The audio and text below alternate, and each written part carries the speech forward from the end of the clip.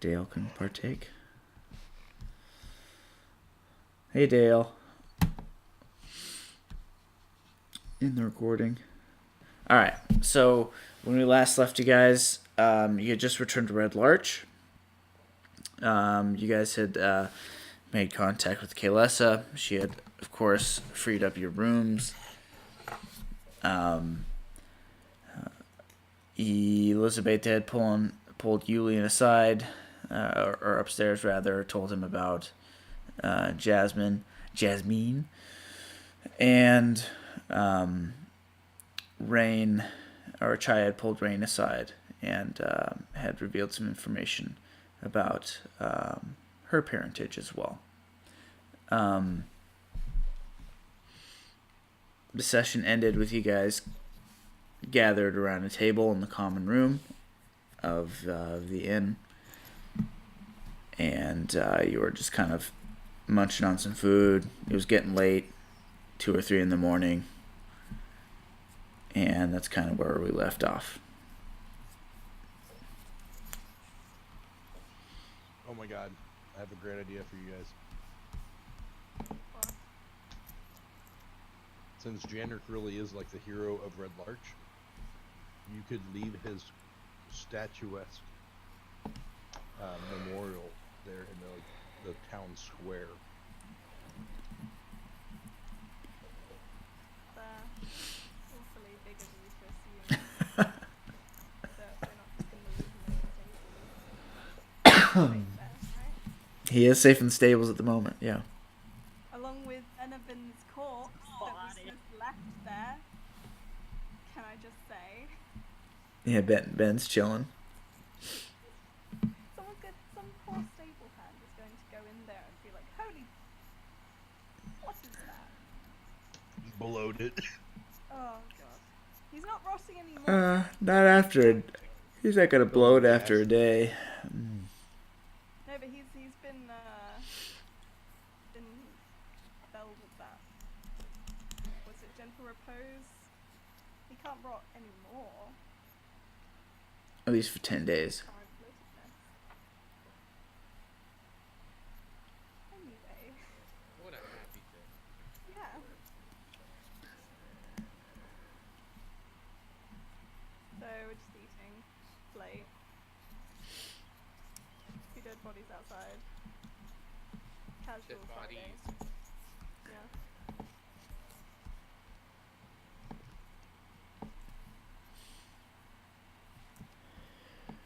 Really should. I think that's a good idea. He deserves it. I mean, at this point, we might have to do one for both of them. Might as well. I would like to go to bed.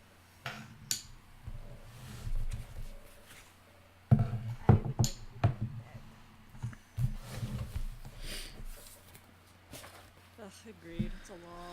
It's been a long day. And somehow I feel like we have a lot to do tomorrow.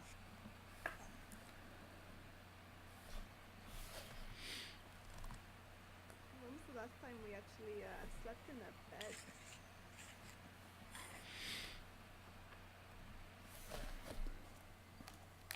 I don't remember. It's been a while.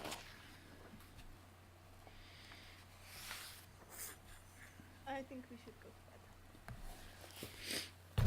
I think it would be nice to actually sleep in a bed and not have to worry about people coming to kill us in our sleep.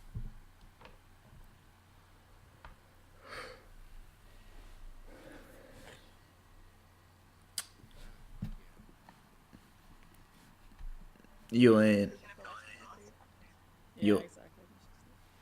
Julian kind of stands up from the table and I think I'm going to go for a walk. I'll be back soon. Do you want to be company or do you want to go alone? I think some time alone would be helpful. Take your bow, please. Of course. Be safe. With that, he kind of walks out. Not kind of. He walks out of the front doors and kind of meanders off into town.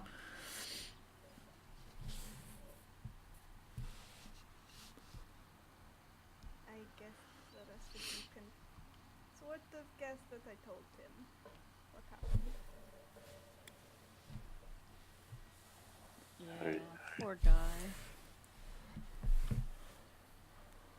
He took it as well as I could have hoped he would.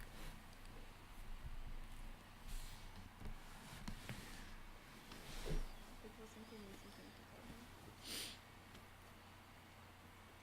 Yeah, we probably shouldn't stay here too long, in case, you know, something like that happens again.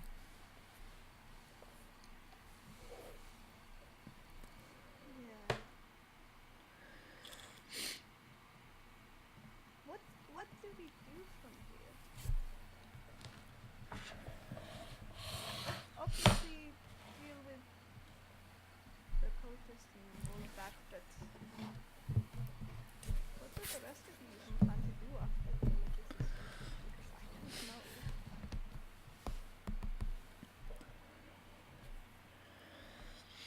Oh, I think one step at a time. Right? Like, Shia, you said you have some business we might need to take care of, and Elizabetta, I really don't like the idea of you owing that lich, so honestly, I'd rather get that done sooner rather than later. You know, with the people dying, I kind of, and the new people coming along, I know you do, I kind of completely forgot about that. So, I'd like to not be indebted to him as well. That would You be may have nice. forgotten, but someone who was eternal like himself likely will. No. I don't want to find out what it means if I take too long. Doesn't sound like a good time. So yeah, I say that first, and then I wouldn't mind investigating the fire cult a little bit. I think they're next on the list. Oh yeah, that's great. What cult? I'm sorry. The fire one? Oh, fire cult. Okay. Yep, there's one for each element. Yeah. Well, like I was only aware of the earth. As to side, do you usually sleep in a room or in the stables, or what do you prefer? Oh yeah, do you want to sleep as a horse? You can do that if you want to. You seemed quite happy to be a horse. It's not the worst thing in the world, but no, I like to stretch out on a bed every once in As a horse. No. But, you know, there is a show that I've heard of once upon a time. You gotta go south of the border to see.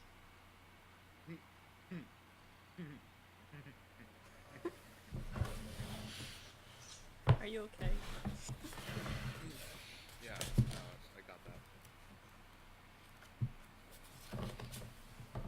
Do we actually? Yeah, I can't remember what the sleeping arrangement was. I hear. Oh, sorry. Yeah, I think you and Julian had a room, didn't you? Yes, we did. You did. No, I remember.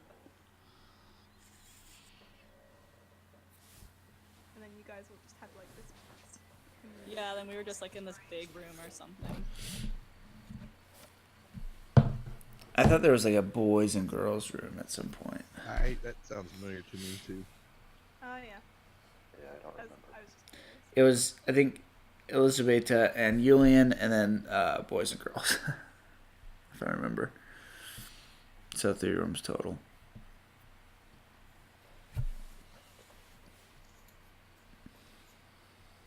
But if you would want to change that, Guys, but you could potentially, I suppose. I think I'm gonna stay with being in a separate room. Just for now. Oh, sorry. No, because I don't like you guys. It's fine. We understand.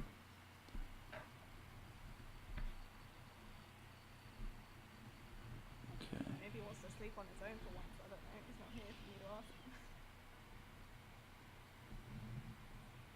Yeah, I'm gonna finish off my food and then go to bed. Okay. Tozen is Yeah, already same. retired. All right. Anyone else doing anything else before sleeping? Rain might scribe her invisibility scroll, but try to learn that. Okay. I would like to take Benovan's sword, do the Pact of the Blade thing that I wrote down here somewhere.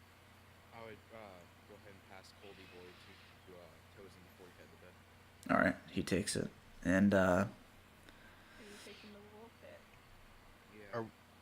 Are we Live going up somewhere there, so- tomorrow? What does tomorrow look like? Burying the dead. You know, all fun stuff.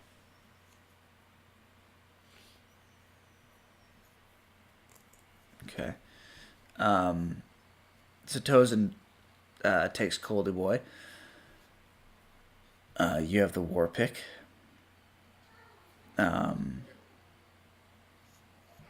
You could attune to it, I suppose, but you would have to, not take the long rest, I suppose. You'd have to be awake to do that, correct?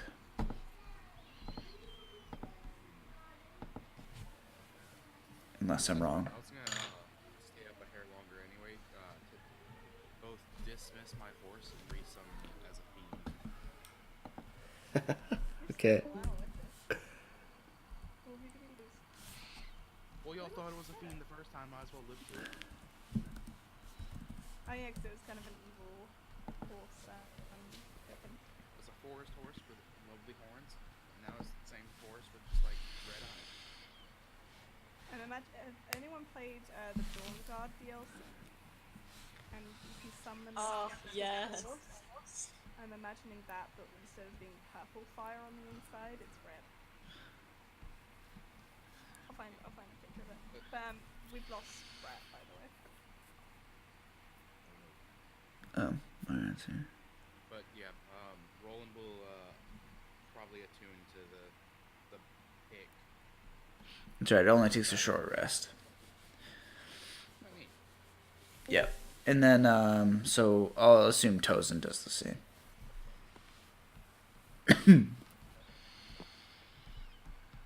And we're gonna attune to the fire sword that we never gave a name to, and I don't think I can match Colby Boy, so I'm gonna try. Flemmy Girl or something? I don't know. No, that's worse. That's like Shark Boy and Lava Girl. I think that makes it better. Hot poker. Not bad. And Rain, you're able to take time to put that spell into your spell book. Oh yeah. So what were the stats for the fire sword? That's a good question. I'll give them to you in a second.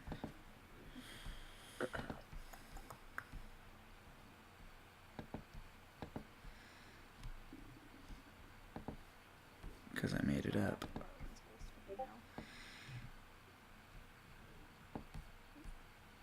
It was it's 2d6 Okay. and then 1d6 fire damage. Oh, so it's kind of like a flame tongue, but smaller. So it's like a flame lick. It's like a flame like, yeah. I have to look at how it works because I don't know if I just. Yeah, I'll look it up.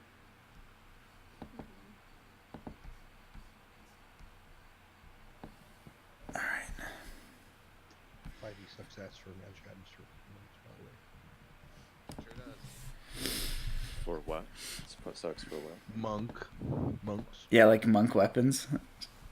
Like monk items, weapon.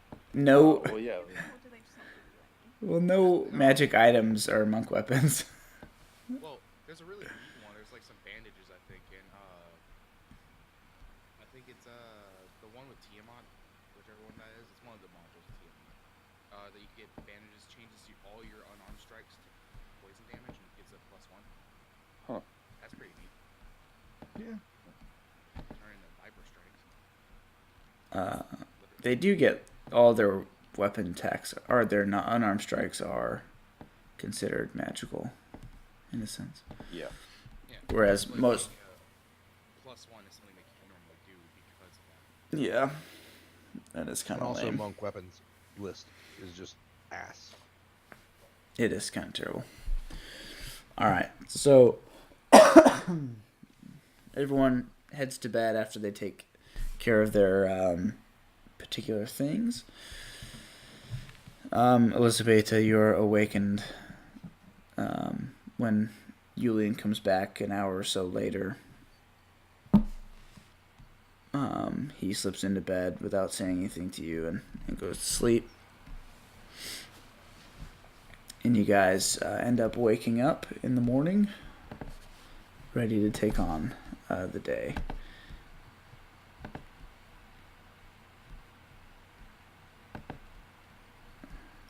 So, what's first?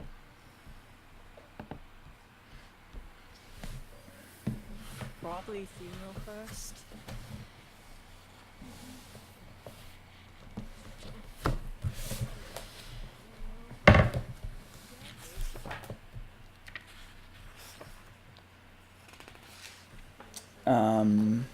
I believe there is one. Well, like, there's a big hole in the south side of town, guys. Well, And that's Oh my gosh.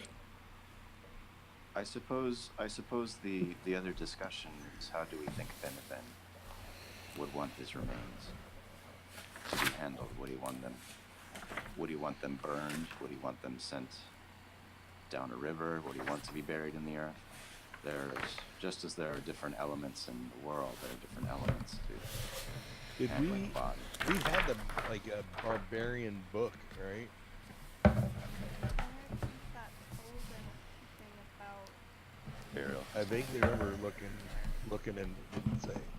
I think Brad said that there was a tribe that maybe had descended and become like a river village community, but I don't think there was anything about burial practices. I could be wrong. There weren't. to us and our best guess. Well, I definitely think, any time that, return to the earth, that's the way it should be. I don't know. I kind of like burning because then we know he can't be used for undead.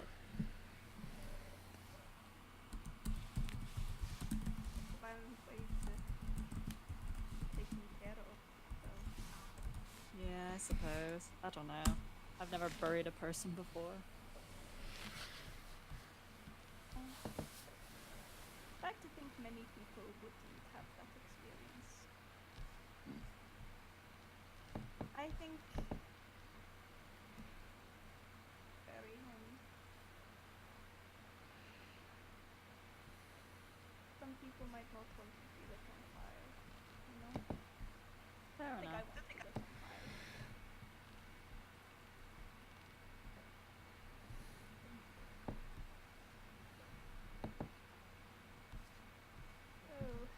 Oh, Let the record show that if I ever go down, I'd rather not be buried.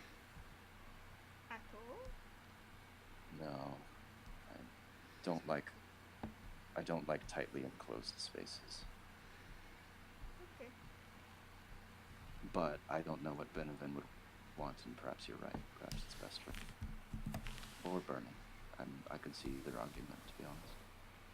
I mean, you could take him and put him in the boat, but I wish we were closer to, what was that town called? Womford or something like this? I feel like the fishing folk there might have better insights on what to do with someone who grew up wait, in what that sort of about place. that storm that was there? I don't want to be anywhere near there. Well, yes, that's something I wanted to talk about, but maybe now's not the time. I think I'm planning on going in that direction. I have reason to believe my father is staying at an inn outside of Womford. But I understand if you don't want to join me. I don't expect anyone else to come with me. After all, there's a giant storm and probably crazy bird people in that direction, I wouldn't blame you. But if there's a possibility that my father's still alive, I can do that. You killed the first people before. You're not letting me go on your own. I need to get my vulture friend back. Such a nice. Oh, I can't talk. You can't. But you did it before.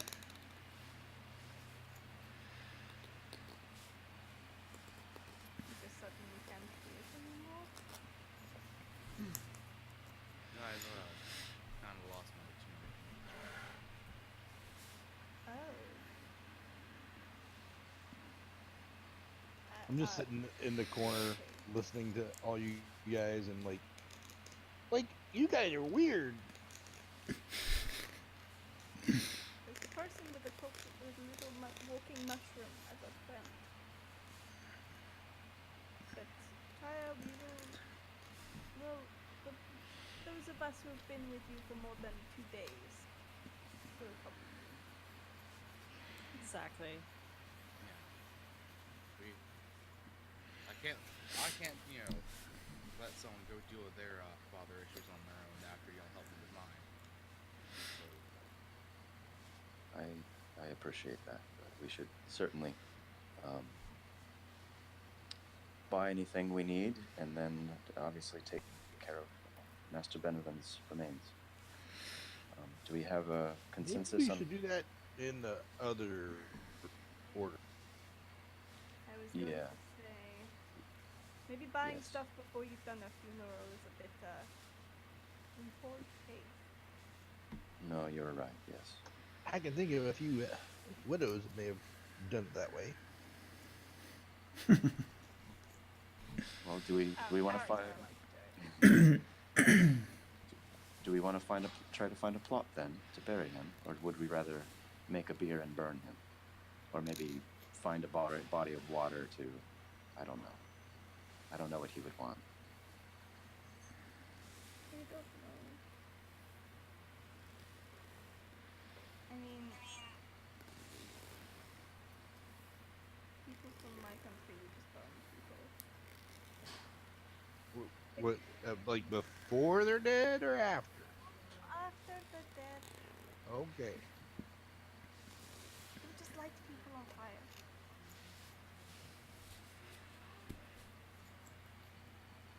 I don't know. But I think whatever we do, we should probably do it somewhere where people aren't going to think, oh, random people making a fire, Yes. Well, like maybe we should ask the townspeople because it might really set them off. Like maybe we should ask them. Yeah, does the Okay. priest do things like, I don't know, burial rites or something? I could handle those matters. I am a grave warden. I just want to make sure we do something that we think he would be comfortable with, and that the townspeople don't take offense to. And probably, I would think in a cemetery or graveyard, because some farmer out digging his potatoes and he comes across Benevin. Where's Kayla at? She's We've come downstairs. yeah. You guys are in the. I've assumed you guys are kind of eating food. She's bustling about. There's some other people in the inn that appear to be staying as well, but she's kind of just bustling around. I'm gonna try and get her attention. Okay. She Like, are you gonna invite her? She might want to go. No. Okay, then let her know that it's happened. But I have Right. She might want to. So she comes over, and she appears to have kind of red rimmed eyes, and she's sniffling. I'm sorry. What can I help you with? Oh, just things have been unraveling a bit, but the inn is fine. I'm fine. It's just sad to hear of, friends passing, especially the ones I like so much, so to speak.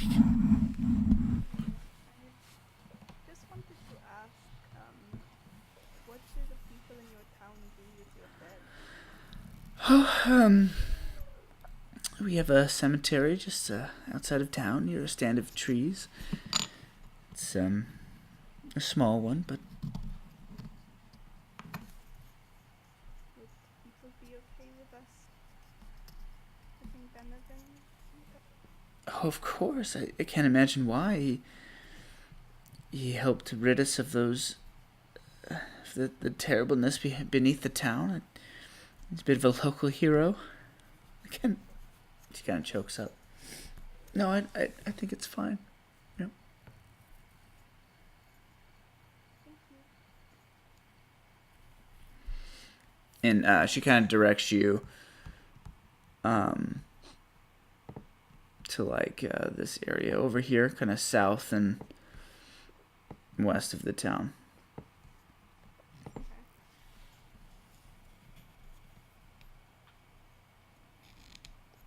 Yeah, I think we should go to the cemetery. And we should think about Sounds what to great. do with Janrik, because we could put him in a cemetery, but that kind of seems a bit... I don't know. I'm sorry, I'm going to say south and east of town. Not right next to the market. Just have a graveyard next to the market. Shia would like to see if there's any holy water she can purchase from the little temple thing that I think is just south of the inn. Sure. Yeah, if you wanted to leave and walk down there, you would be able to find some holy water. Not even for purchase. I think they would recognize you and your ministry, so to speak, and be able to provide you some. That's cool. Yeah, probably just like a vial or two. If Sure. they're willing. I'd pay for it too if they want. Okay. Yeah. Oh,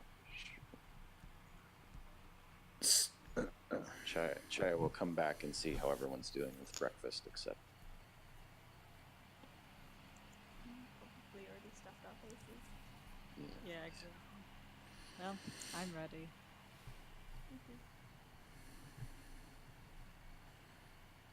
Chosen side, do you want to come with us, or you can do your own thing?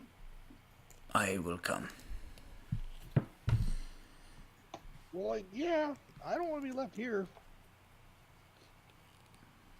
Okay. Might need you to help transport the dead. Miss Kaylessa, you are of course welcome to join us as well if you desire. Really? Of course. I would be honored to. Just give me a few moments, and she kind of bustles out, and 20 minutes or so later, she comes back, and she's kind of primped herself up a bit. Is wearing more fashionable, but darker clothing. And she's ready to go when you guys are.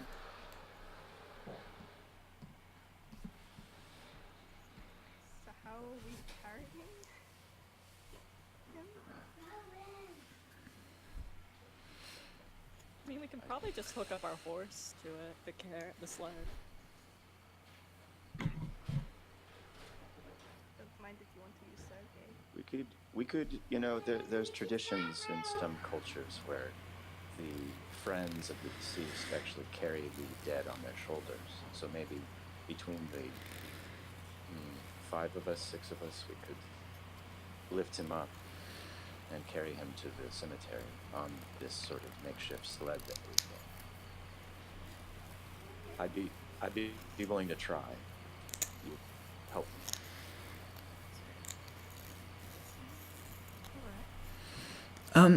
If I may, Kaylessa speaks up.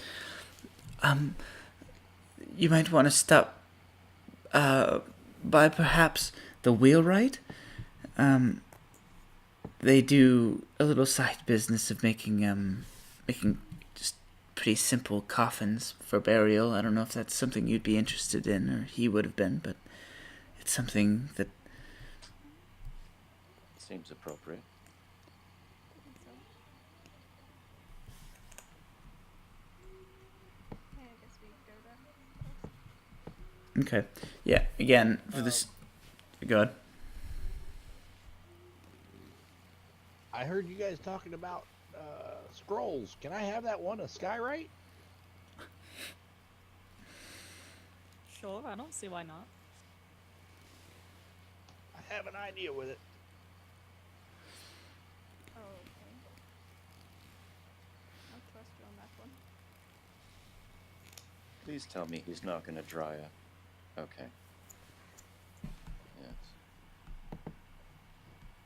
The thing is, if he draws a giant shroom in the sky, it will probably look like a giant cock. That's my concern. Well, Janrik would love that, so that would be good. So is this place selling coffins? Yeah, I mean, for the sake of expediency, if you would want to go and buy a coffin for him for, say, like a gold piece, they'd be able to provide that for you. They have a number of them that are already made. Even one that would fit Benevin. So That's fine by me. Alright. okay, so I would imagine you would have gone and gotten that coffin and brought it back and loaded Benevin up in it. It's a simple coffin, well made out of the local lumber from these red larch trees that are kind of dotting the countryside, which is where the town got its name originally. But and then I imagine you would go from the inn to the cemetery, carrying him like you explained. Yeah. Okay. Yeah, Rain will pick some flowers on the way.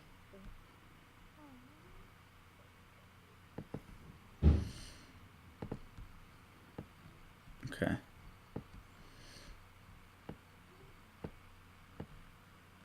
Are you bringing Janrik with you as well?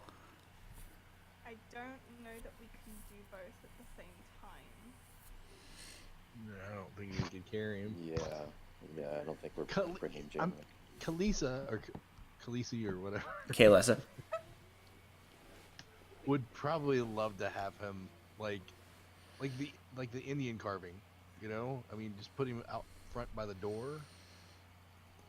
So people can do shit like hang their coats on him, thinking that he's part of the decor.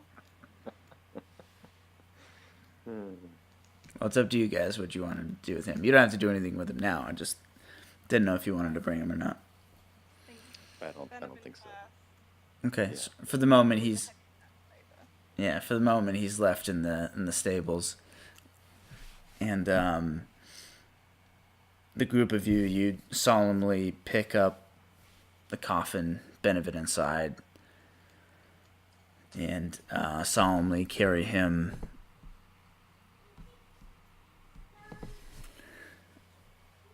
down the road, down the Keldell path,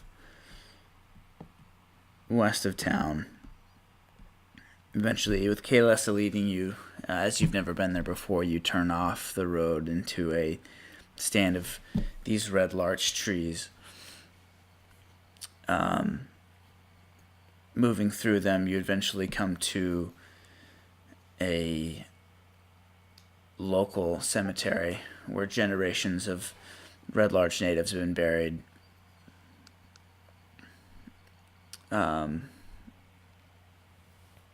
There you're able to make contact with the local grave digger, and he offers to dig the grave for you if you so desire, or you guys can do it. It's up to you. So before, before like we actually start digging the plot and everything, I will. Is there like a hilltop maybe, or is Yeah. there- So like, I suppose you'd say further up here would be a hill. This would be the top of a small hill over here. So I walk up to the top of the hill and I take out the scroll of skywriting, and this is what I put up.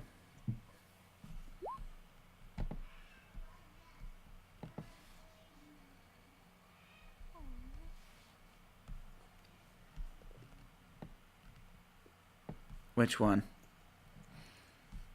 Oh, it's in Not chat. the It's in Skype. chat. Yeah, I'm not saying art, but I know. I was looking at Discord. I'm like, that's a strange reaction to that picture. Okay, so as you cast Skywrite up in the air, formed in wispy clouds, is a message that can be seen for miles around. It states, "Here lies Benevin, hero of Red Larch. Come honor him."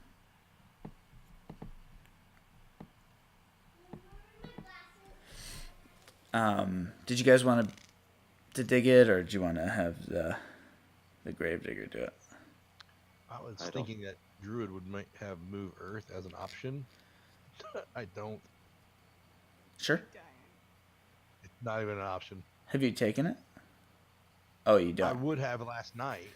I would have, studied it and picked it up. Wait, you not even get it. You don't even get to. It's not even an option. He leveled up in monk, I believe. So I leveled up a monk. Yeah, I don't even know if it's It's a a cantrip. level 3 spell or whatever, but it's not even an option. Not yet. Okay. it's a cantrip, I think. But yeah, I think you're right. I thought so. Oh no, you do have Oh. it. You do have it. You could take it if you wanted. It's a cantrip. Mold earth. It's mold earth. Oh, yeah, I don't have it, so I didn't No worries. take it. Shia doesn't have a spade on her. Does anyone have a? If not, maybe we should just push the guy. Yeah, I think we should just let him.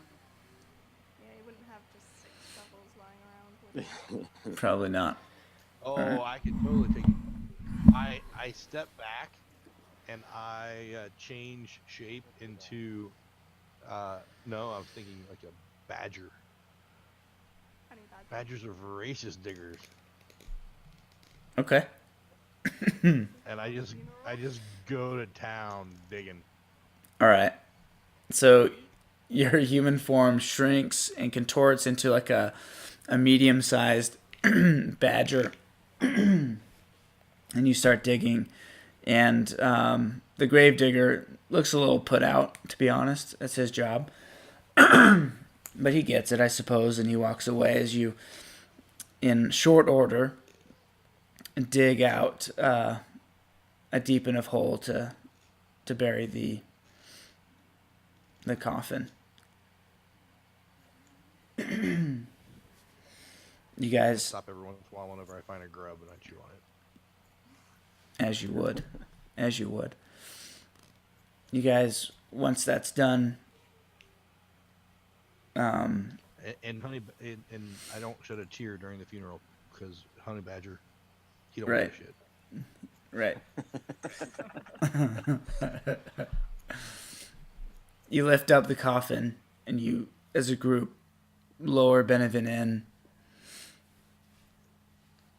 Then you spend the next half hour or so moving the dirt back into the grave as best you can, helping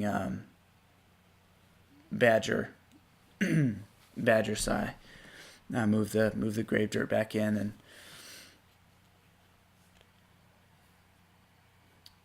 Kaylessa kind of walks up and doesn't say anything, just slowly cries. She turns to you and says that she can I can put in an order for a tombstone. He should be marked well here. Thank you. And I'll leave you to it. And she Chaya will sprinkle a little bit of holy water on the site. Would anyone Yeah, like I'm to going to say? put the flower. Oh yeah. Okay. No, it's fine. She was just putting the flowers on. Would anyone like to say a few words in honor of our friend? I'm not very good with words.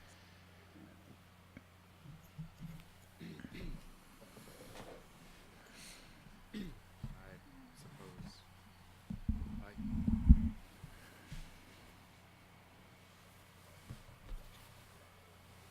I spent the largest part of my life checking a concept called life. And some take this concept literally, it means the light we used to see, but that's not true. It means the happiness, the joy, the beauty in the world, not just from the land itself, but by the hand of man. And the protectors of these things are who I call heroes. Benjamin was exactly that. He was meek in his heart, but strong in his actions. And even in his death, it was a valiant attempt to rescue our friend's beloved. And for this, I know he holds a seat in the afterlife with other heroes. I was lucky to call him a friend. May you have peace.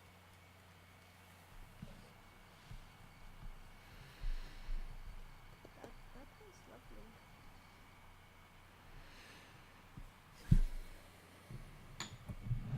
I wish Shanrick were here to sing a bit of a song in honor of him. But I think Roland's words are very fitting.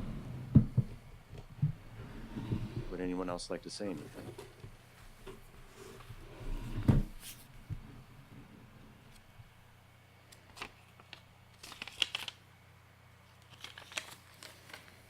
We had our differences. Feel terrible about them now. It still feels so silly, you know?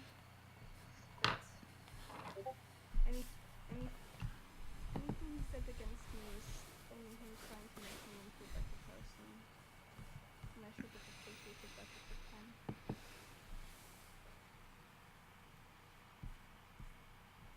Yeah, he was a good person.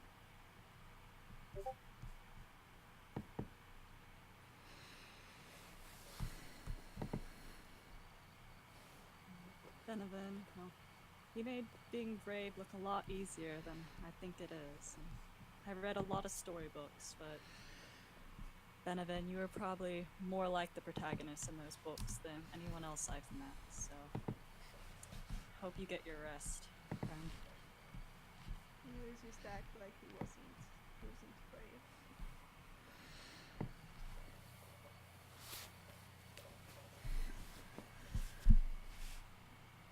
He was.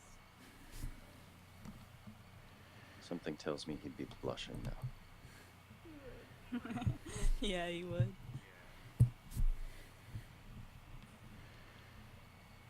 Well, if there are no other words, I will conclude with a prayer, if that's all right.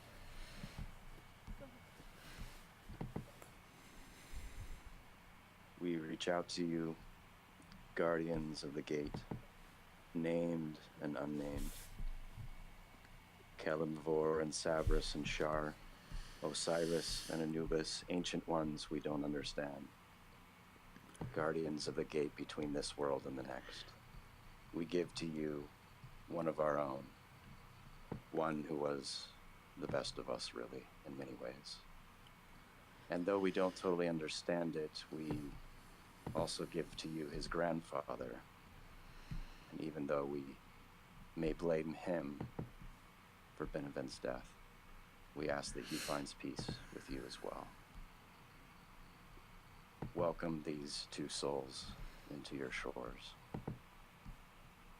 Them here, may there be wide skies above them in the world beyond.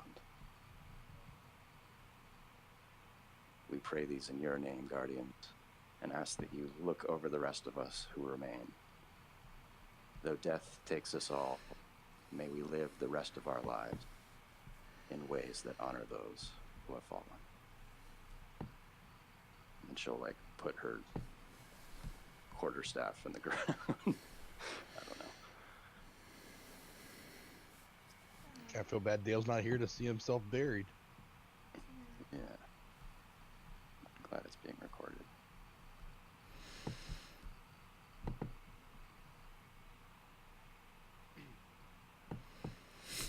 Before we go and do anything else, I wanted to try and find Jasmine's grave.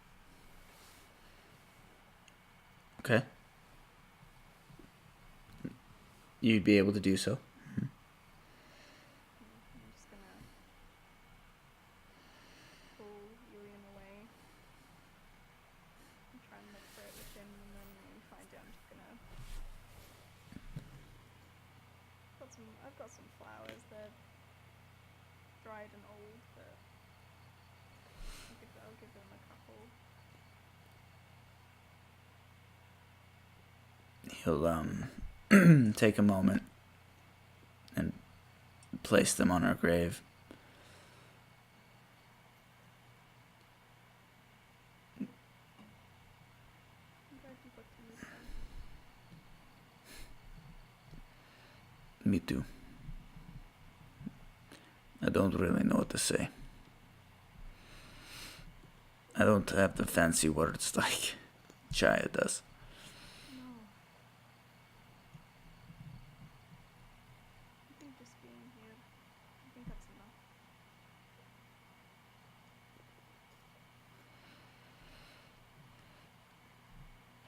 That's At this moment, I'll just follow him away. he walks back and rejoins the others.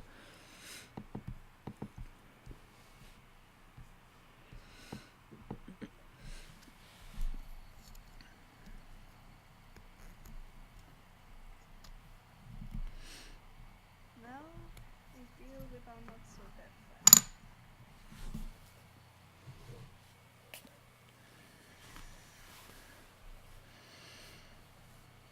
Have we seen anything like a garden in the town since we've been here?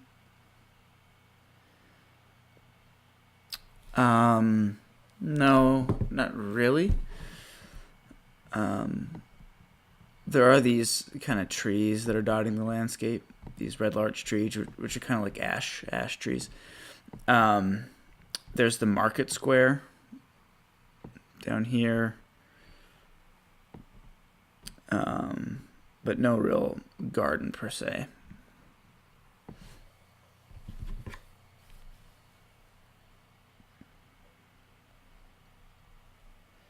Where do you guys think we should put him?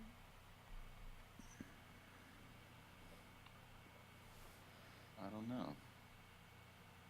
Where would he want to be? In the midst of people, I suppose. Yeah, I think he'd want to be in his own corner of some abandoned place. Well, like, what would his lady friend like to do with him?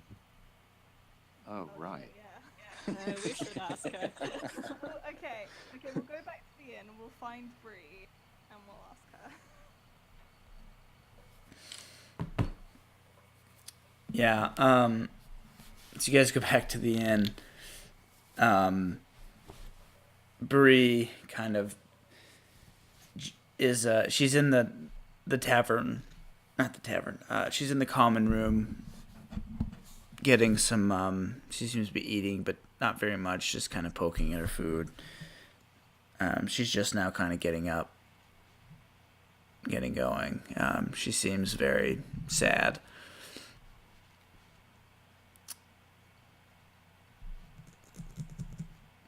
Hi. Hello. Sorry we missed you earlier. It's alright. I needed the rest. Yeah. What did we lost? Oh, we lost Brett. Anyway, we wanted just to ask what you wanted us to do with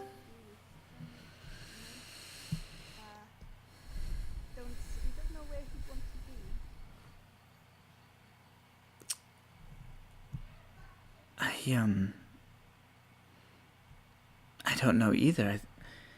It's. I mean, I chased him across many miles in hopes of bringing him back home, but I never really knew if that's where he wanted to be. That was my goal, to see if he truly loved me and to see if he wanted to come home. I think he loved you. I'll never know. He was stirring up quite a storm to try and find you. Yeah, he stood up to a Gorgon for you. He left all of us at one point to try to chase you down. Well, he left me to run away.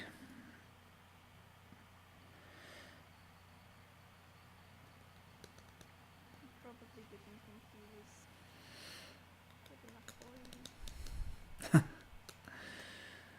you. I don't know. Didn't mean he didn't love you. Meant he probably loved you enough to see that you might have deserved better. Yes. He was a good man at heart. But a bit of an enigma to me. I don't know. Perhaps that's why I was drawn to him in the first place. I don't see any way that I could take him home at this moment in time.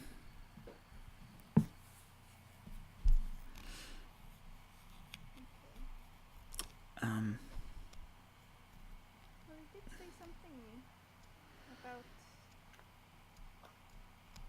He seemed like he wanted to turn to the gods for help before he turned into a statue. He must have changed quite a bit with you. Yeah. I mean, he seemed to change even as we knew him, so. But yeah, the temple might be a nice place. There's a couple of options. Perhaps I will return home and I'll send for him. And he clearly was a hero. That much I'm certain of. And he deserves to be honored. He does. I don't have the means to bring him home now, but perhaps he could stay here and I could make arrangements with my town elders when I return home. I don't know. I think if you should excuse anyone, it should be you.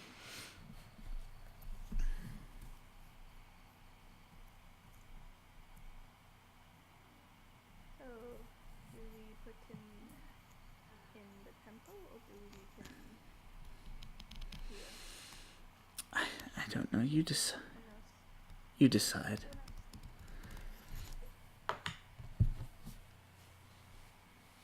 Sky, you seem to know about what to do with people. He's not dead. I don't know what to say about. He's not one of the dead. We're not burying him. We're just kind of. That's what's been the hardest thing for me. Is I must have stood in front of him for 30 minutes yesterday. And I honestly don't know if he's passed on or if he's still with us and just trapped. It's horrifying, honestly. I mean, I know most people fear death, but it seems to be in some sort of non-death trap is even worse. Like you're not in this world, but you're not in the next. He So, might be like in that's true. I vote for the temple.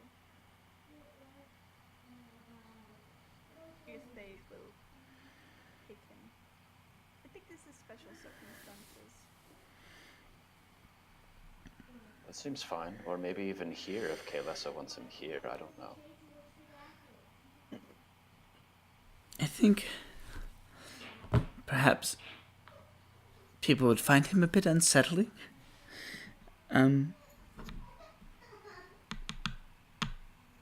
But I could keep him here. It's, you know.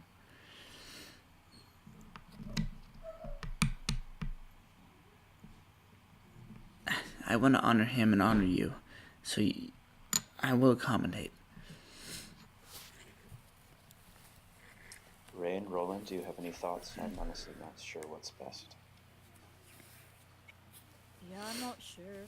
Temple probably sounds good. We might find someone one day who can fix him, so as long as he's safe.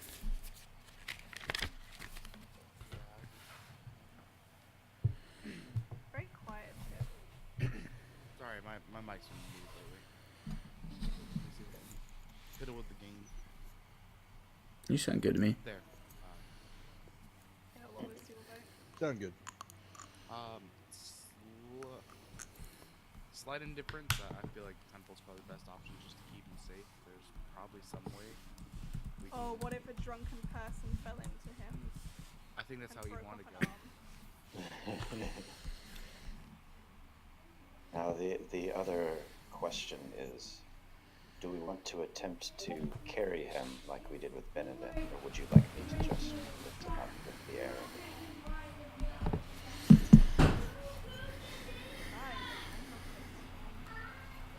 There's lots of us. He's also quite small. You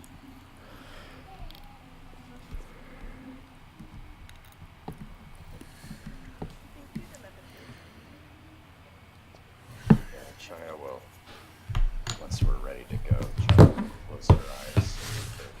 The skin will turn a bit bluish, and the air will kind of coalesce around the statue, lift it up just a few inches off the ground. Okay. Yeah, that's exactly what happens. And you guys are then able to. Give me a minute here. I'm trying to figure out where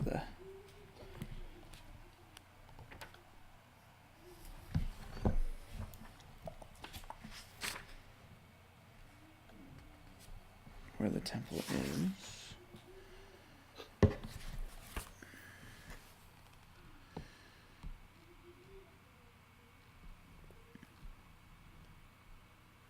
Oh, you know what? It's actually across the street from you guys. I think this is the temple right here. So, it's more of a shrine. So you guys are, after you lift and Janrik up, and he's levitating on the ground, you guys are able to push him out from the stable area and across the street, across to the All Faith Shrine. And there you meet again with the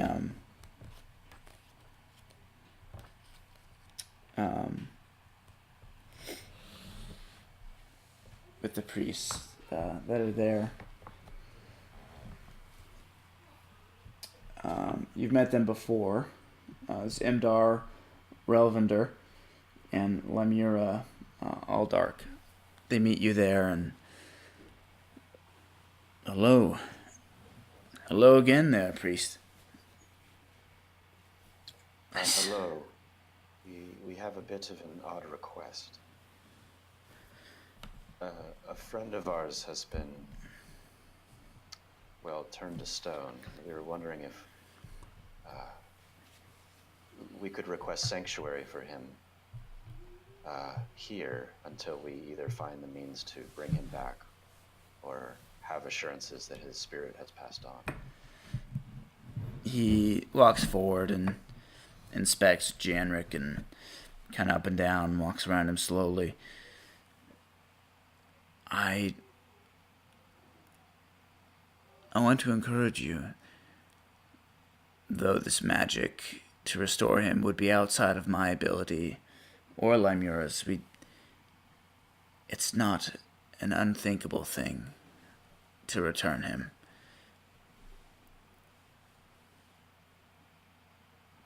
Perhaps even you, and he reaches out, puts his hand on your shoulder, would be able to restore your friend one day. Until then, to Chaya. He's speaking to Chaya. Okay. And he lets the hand drop slowly. And until then, he's more than welcome here at the All Faith Shrine. Here, quick. Put him inside, if you would. He was instrumental in the deliverance of the town from those brigands underneath. He should be honored for his heroism. And we'll keep him safe. Make sure no one defaces You him. honor us. Thank you for your understanding. Of course.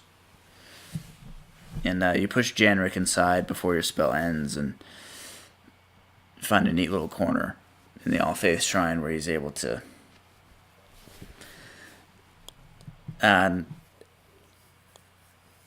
the priest says, perhaps while he's here, we'll be able to reform him a little bit. Be sure to angle him towards the pulpit, if you would.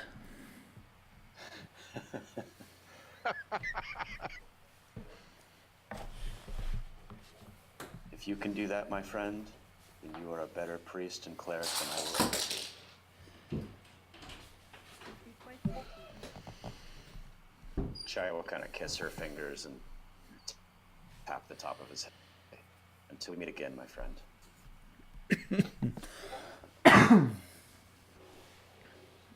All right. Anything else?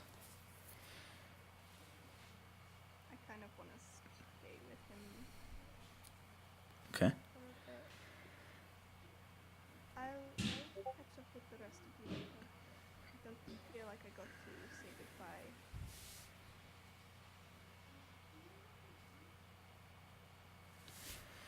All right. Can we take a quick 5 minutes? Yeah, of course.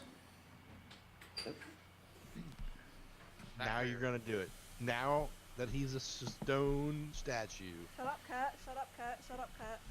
Seriously, shut up, Kurt. You know nothing. Jon Snow.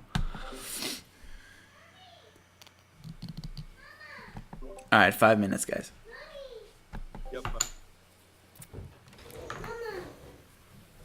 Mommy, Is that? I found Big Hero 6 and it's free. Huh? I found Big Hero 6 and it's free. They're about to leave a little bit.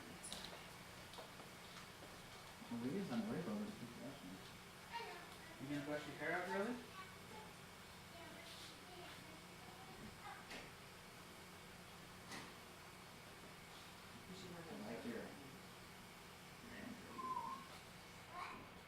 I like your otter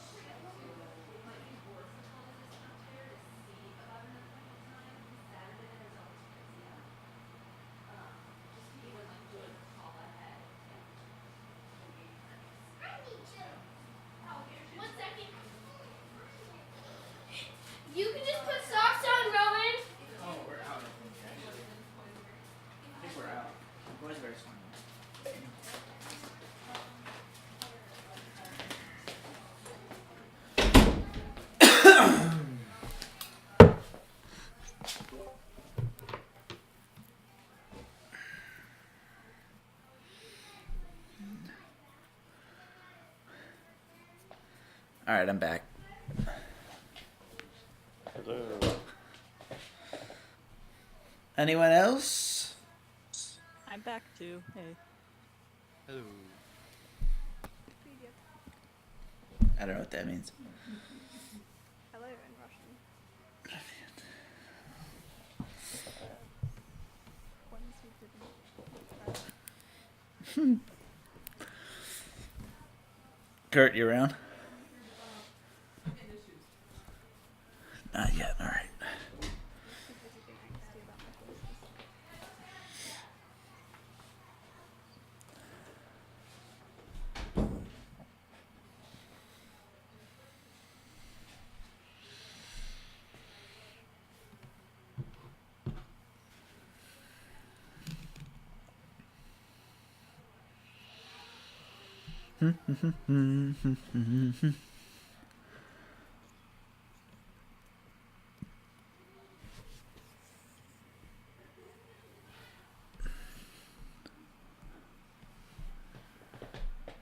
Dun, dun, dun, dun, dun, dun.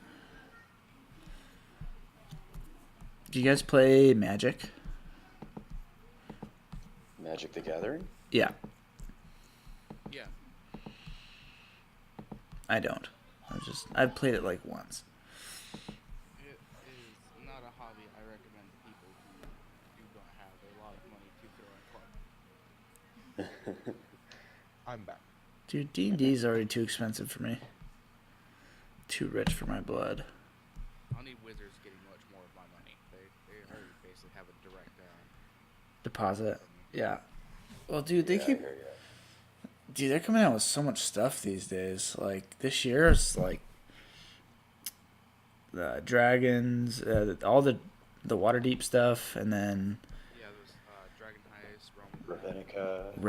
Ravnica came out, which it's huge.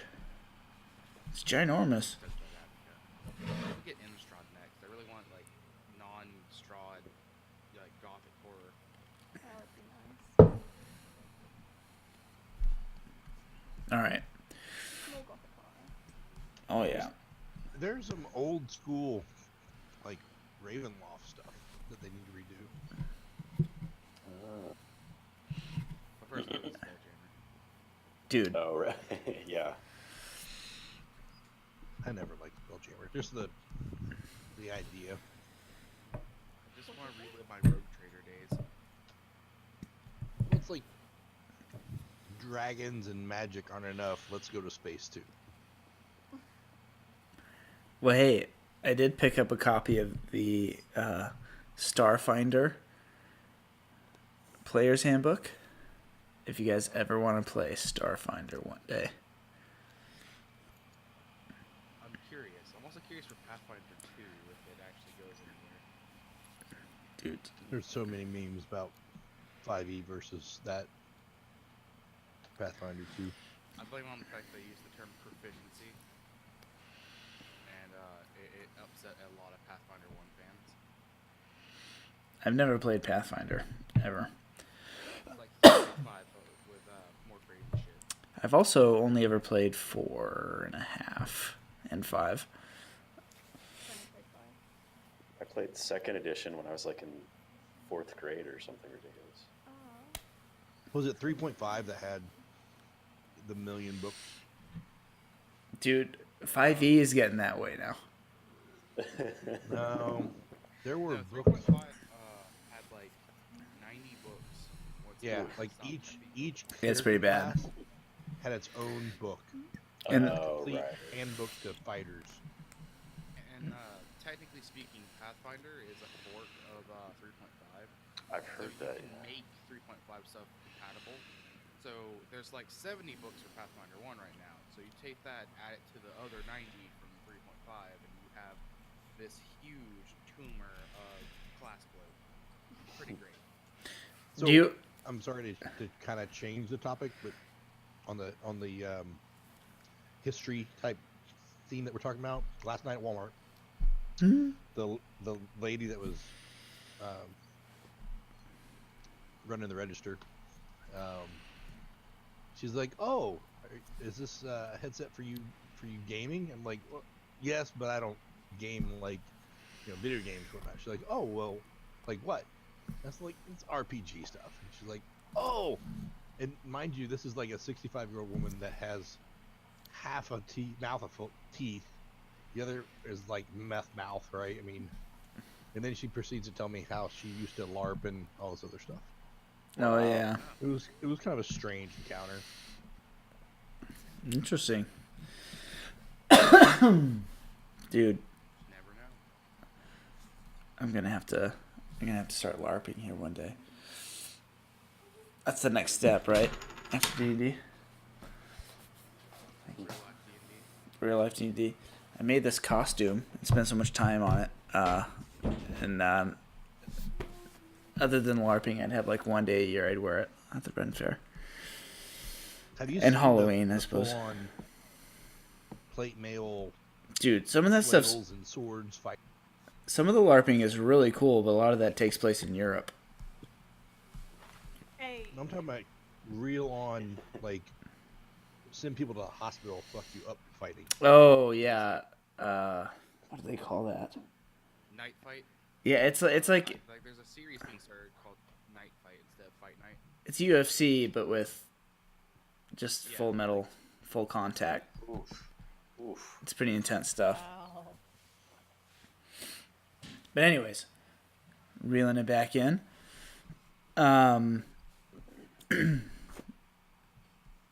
If everyone's Me on- what's that? messaged it just to me, Kat, by the way. That was me thinking out You're the loud. only- You're the only one that matters. Ah, Oh. you know that's not Oh, true. cool, I guess. Whatever. And Janrik's the one that gets to see Elizabeth's face first, sort of. Not. Perhaps, maybe, maybe not. Who's to know? Maybe, maybe not. I don't know. Maybe I Chai just take doesn't off the know. mask for him and then put it back on. I know what happened. Maybe she's just spending 10 minutes literally ripping him a new asshole with her words. She's got to tease him and not even really do it. So, everyone leaves. If everyone's ready to leave. Leaving Elizabeth alone with Janrik.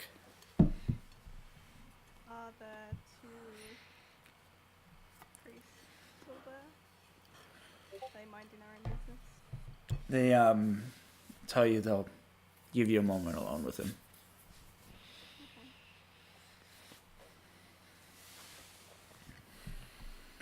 I mean, I'd like to say that this isn't goodbye. Who knows if we'll be able to come back for you? I hope that whatever's happening with you, that you either don't feel time passing, or that you're happy. And I didn't imagine you'd be one of us to leave. It always seemed like you'd always be, rolling around, avoiding trouble. I was thinking that I was going to be maybe the next one to die, and I wrote a will. And I left you something that you always seemed to want in it. And I don't know whether to leave it with you now.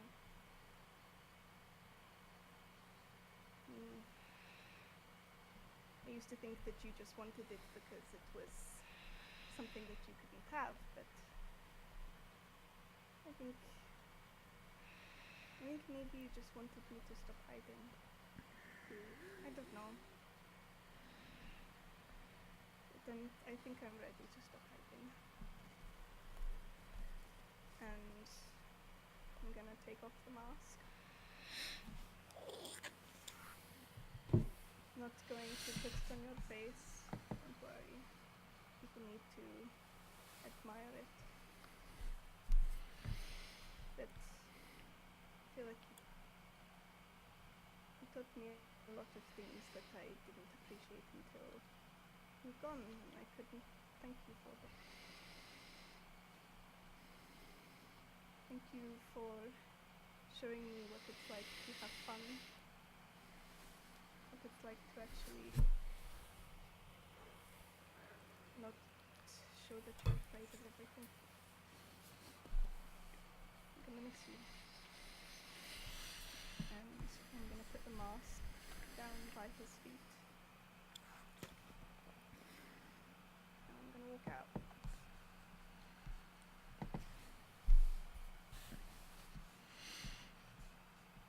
All right. Rain's just gonna give you a big hug. Yeah. Are you guys just waiting outside? I was. Chaya was. Yeah, I think so. Yeah. Do you want to describe yourself? I can either describe or I can show you a picture that I drew. Do that. Picture. I'm so excited. Ouch. I need to. Hold on. I've been trying to download it from my phone to be able to show it to you guys, but I'm having to do it on Facebook, so bear with me for a second. I just finished this. It's not even finished, but I did it to a state I'm happy to show yesterday.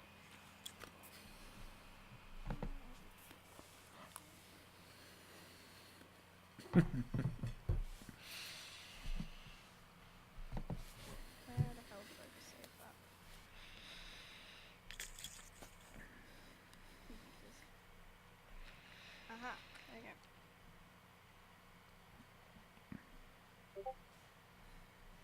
That's what she looks like. That's amazing. That is amazing. Yeah, you're so good. Oh my gosh. Yeah, she's relatively normal looking. If you ignore the two big protrusions coming from the top of her head. She's quite deep in skin tone, though you guys probably would have noticed that from her hands already. She didn't ever wear gloves. And she has a lot of very curly royal blue hair. And her eyes are like a sort of golden yellow colour. Okay, I'm done.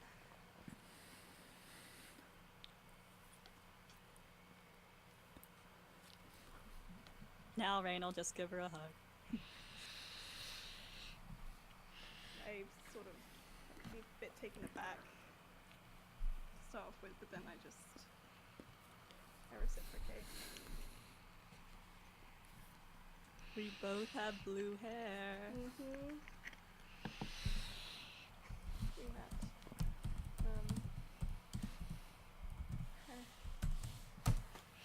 I'm sorry I kept this stupid thing going so long. There are more important things in life than trying to hide from silly things.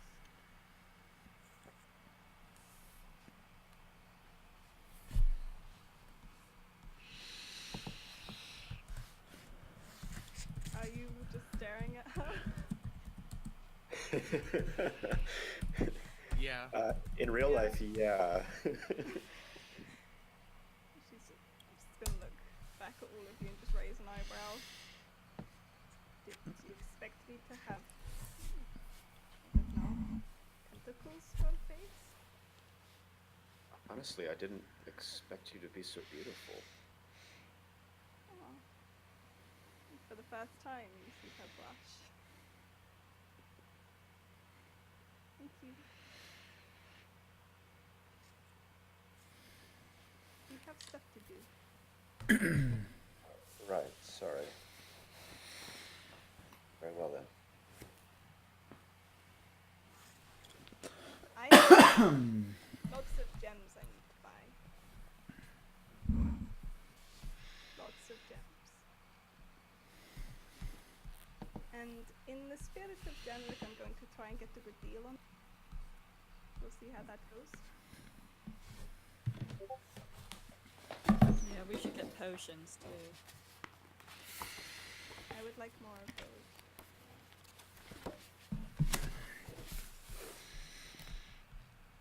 All right. Yes. We'll just go to the market and try and find that one dude who feeds squirrels. Squirrel man, yeah.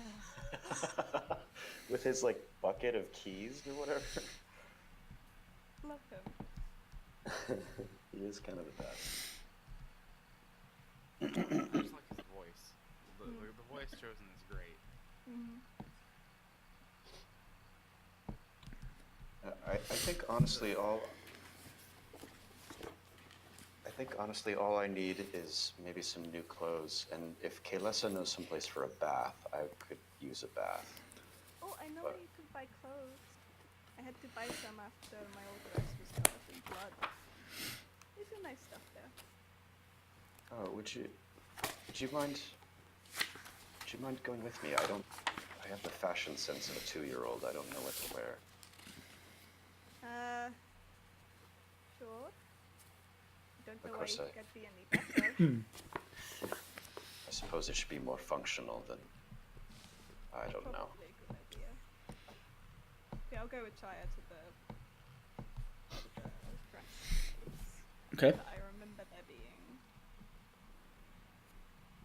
Alrighty here.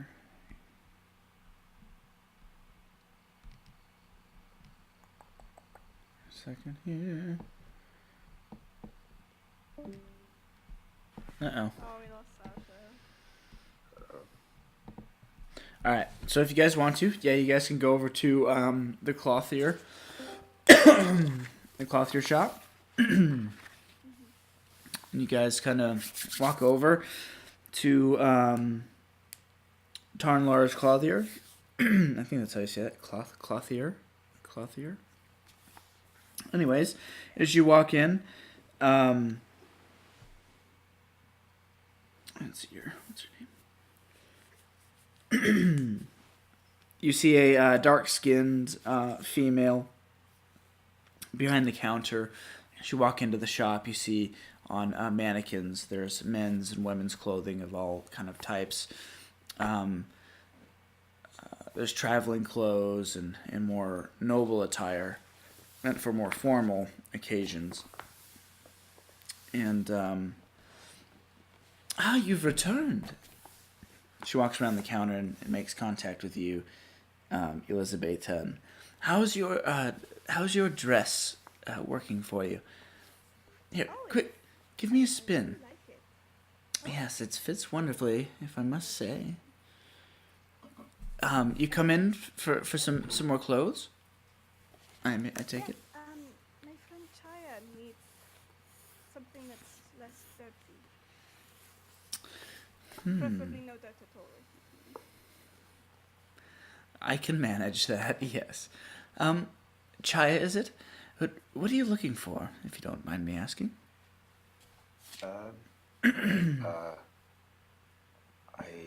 I suppose something like what I'm wearing, only not as bloody and burned and filled with ash. But I don't suppose you have anything like that here. She's like, almost like a gi, so I'm assuming that's probably not a common item in Red Larch. No, it isn't. Perhaps you could lend me yours, and I could figure out some patterns, get the sizing right, and make you something new. In the meantime, we have what you see here.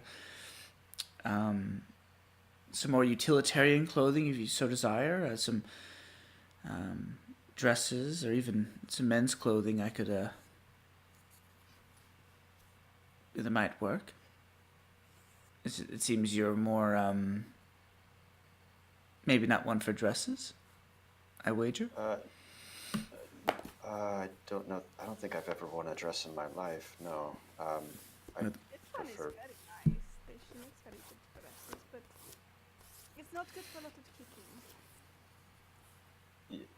She's gonna try to find some pants that are like can fit a 5'11" Air Genasi girl. Maybe it's some practical. Is it cold? Is the weather like reasonable? It's like in the fall. So there's a nip on the air, but it's not, you know, Okay, It's so not you for don't you. need like winter clothes No. necessarily. Yeah, just anything simple and functional. I mean, she kind of wants to look nice for her dad, but she doesn't want to, not like over the top at all. So as she kind of, do you prefer more drab colors or perhaps something a little more flashy? Dr-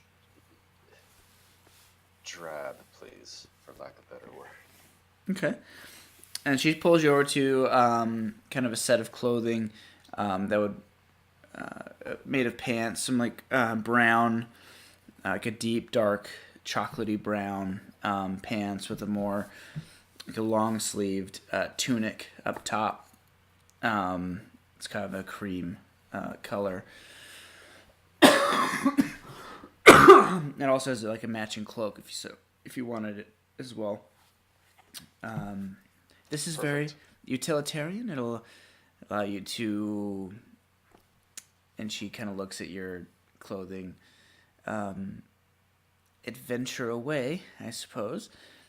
It'll keep you warm and safe and clean, but won't hinder you too much. But I wouldn't go to any balls in this. That's for certain. Should I? Don't worry, we don't go to any of those. And she kind of gives it to you to try on, and if you would like, I can custom order a new. What is this clothing? I'm not sure I'm very we call familiar it with it. Some call it a gi. I just call it my training uniform. But yeah, if you wouldn't mind, that would be lovely. Of Is course, that the word, lovely? I don't know. it is the word. Yes. Any particular color? Or... White and black. Okay. And so when you're trying on the other clothes, she'll take it. And when you come out to show her the clothing, she'll hem up and in a span of about 20 to 30 minutes, she's able to kind of hem up the clothing, re-sew some things to make it fit you. And when she's finished, well, if there's anything else I can do for you, perhaps you, Elizabeta, wasn't it? Is there anything you would like? No, I think that's. And I haven't gotten mine that dirty yet, so. must say the only reason I recognized you is my clothes. I remember selling that to you recently. You do look a little different, she says with a sparkle in her eye. Isn't she beautiful? Oh, Okay. she is. I think we're done. Thank you. I detect a transfer of the blush counter. No!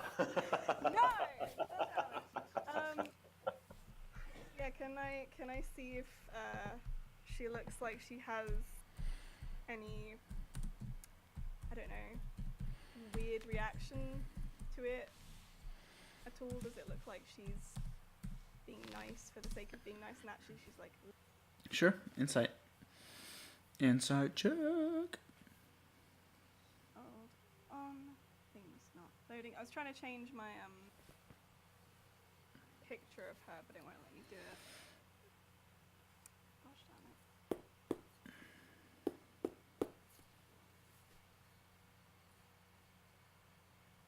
damn it. It's genuine. You imagine that being in the business that she is in, she's able to appreciate beauty and appreciate people for their natural looks. She's a keen eye at helping people flatter themselves with her clothing, and she doesn't. In helping people do that over the years, she's come to learn to love everyone for how they look and to help them be their best selves and whatnot. So she doesn't judge you for how you're looking.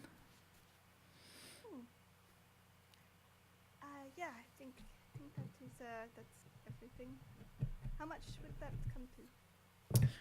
It'll be 5 gold pieces for the clothing. I will give her 5 gold pieces. Didn't take that off of the treasury thing. It's okay. Come back anytime now. Your ghee, as it were, will be made. I don't know. I can't really tell you. Maybe in a week's time. I'd say 5 days. Thank you so much. Yeah. I guess we leave. Okay. What are you guys doing next? Squirrel guy. Yeah. Go the squirrel guy. Yep. Also, every time y'all said ghee, I kept thinking of like the Indian butter, not the Do you cook Indian food? Butter? Never heard of any Indian butter. Yeah, it's basically you take clarified butter, continue cooking it till the fat solids fry a little bit.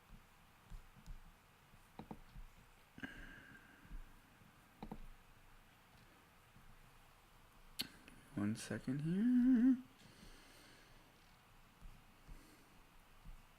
No, come on. Are you guys there? Hello?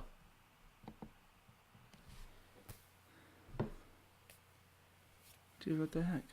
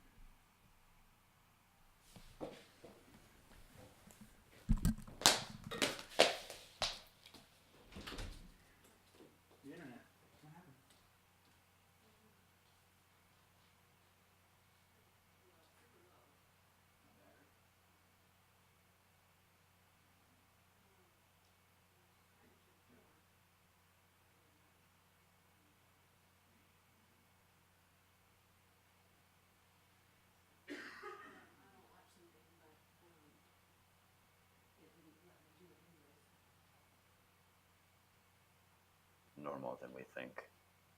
You know, I realized today that I've also been hiding from you in a sense. I didn't tell you about my father because I wasn't certain if I could trust all of you yet.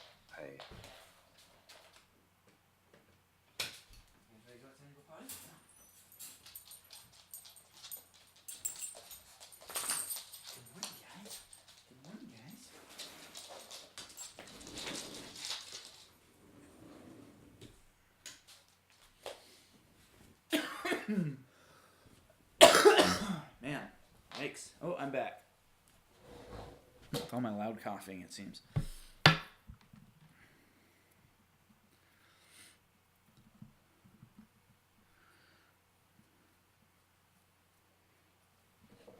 Alright, can you guys hear me?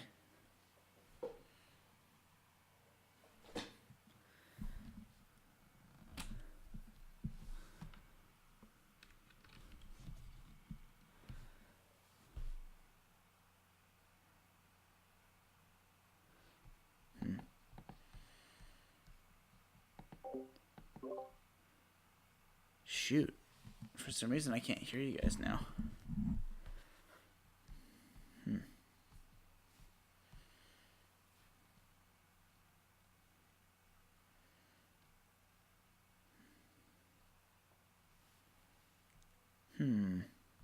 It's weird.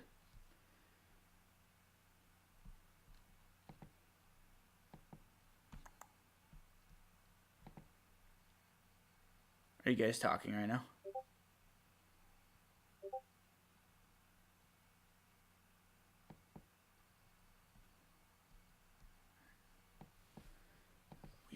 Weird. Okay.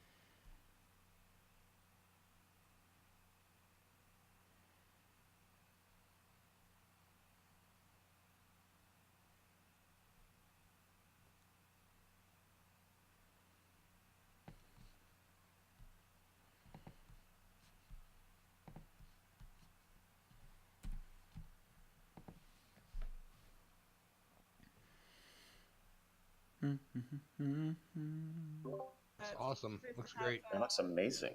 Yeah, First it's have a so question. good. Brad's back. I'm back. Hey! What happened? Yeah, I don't know.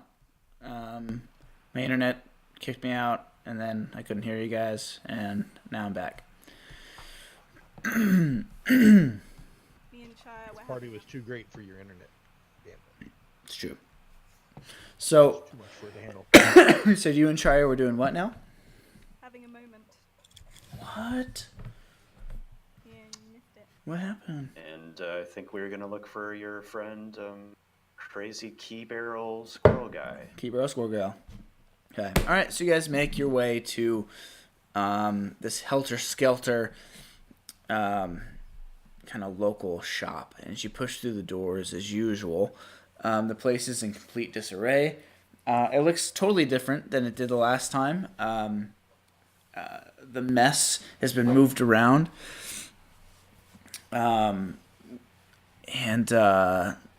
behind the counter, you find our crazy key squirrel feeding key guy, and he kind of peeks his head up behind the counter. Yes. What is it? Hi. And a load to you. Want to buy some things if that's okay. What is it that you are looking to buy? Perhaps. I needed a couple of gems that are quite expensive. You need. Well, let's see if I have it. What is it you need? Specifically, dear. Specifically. A diamond worth 50 gold pieces. Mm-hmm. And another one that's worth 150. Mm-hmm. And as you're doing this, he's like furiously scribbling on a piece of paper, on like a clipboard kind of thing. He's just like nodding, looking at you like very intensely and seriously, just jotting things down on this piece of paper.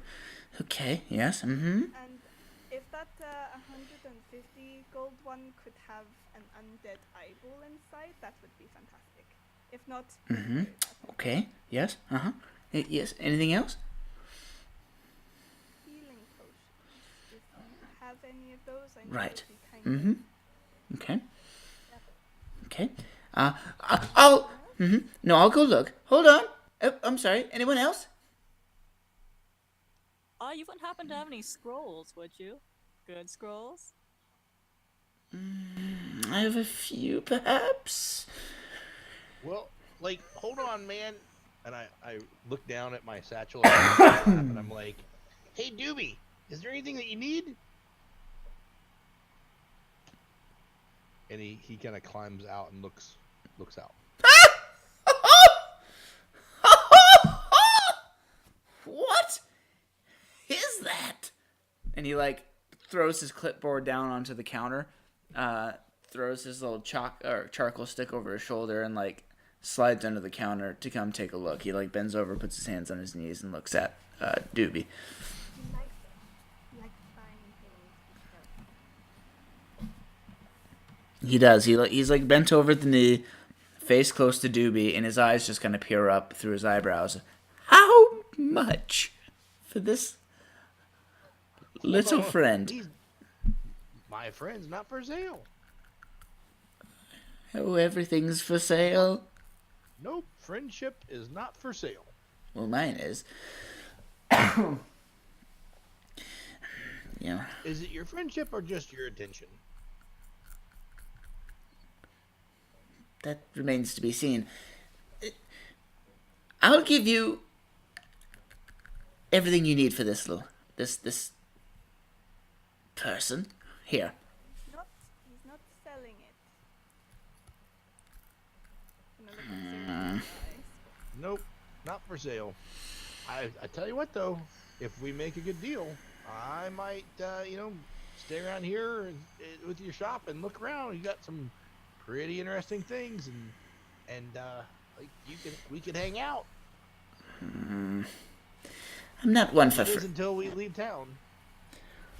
You're not small enough to be my friend, I think. Too tall, gangly. All right. And he like slips underneath the counter again, and Elizabeth, as you look at his list of things, he was dutifully writing them down. You see, it's just scribbles. Okay. Does he seem alarmed by the horns at all? One No, question to ask of someone? No. no, he does not seem alarmed. Okay. Now, let me see here. Potions of healing! And he, like, races off back behind his shelves, and you hear stuff crashing and falling off shelves, glass breaking. Like a boot flies out from the back, like, over the counter, and kind of flops down to the floor near your feet. And he comes out holding an assortment of bottles, and he lines them up and an order of price.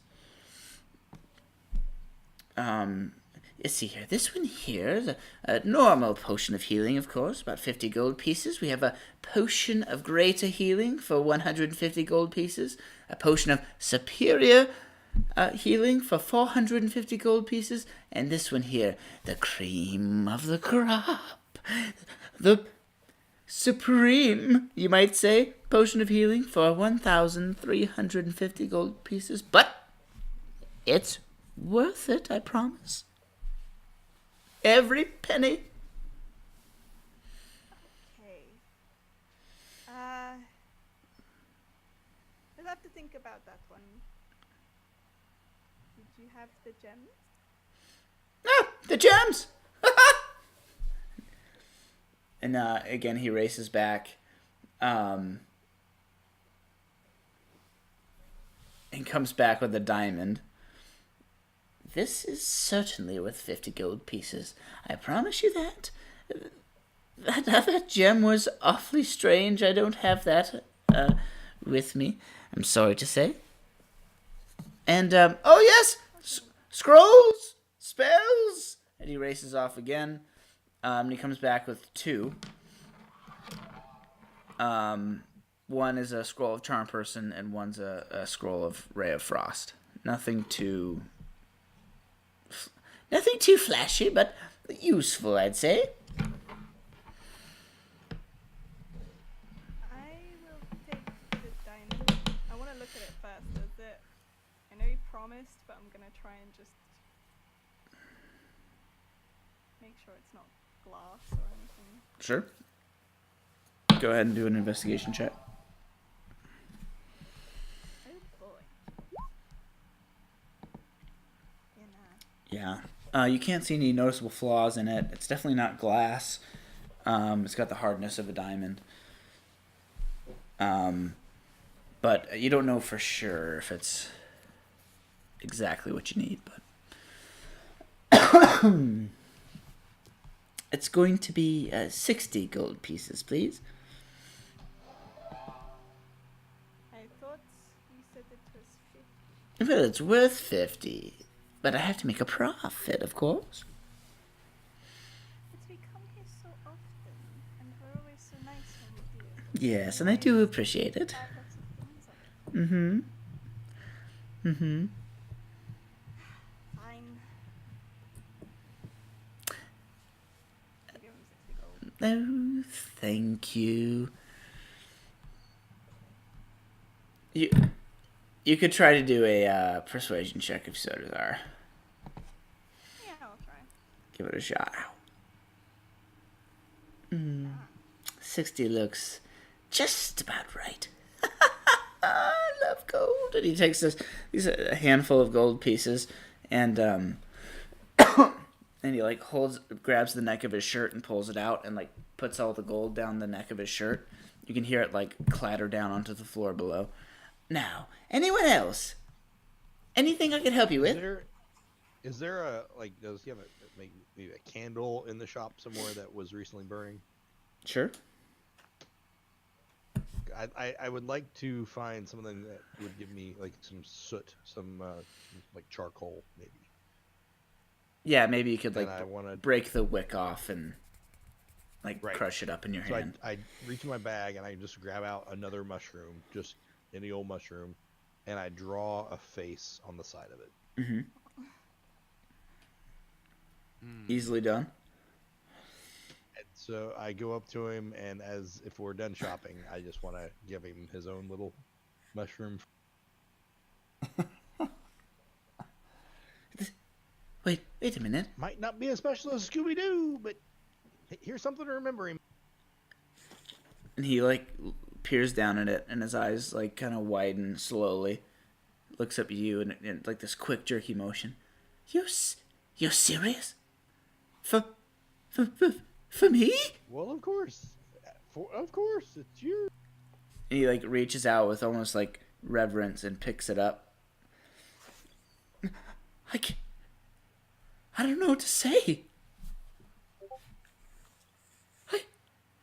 And he slowly walks over to like a shelf, and he takes one arm and just puts it on one end and scoops all of the contents of the shelf off, and they just like tumble onto the floor.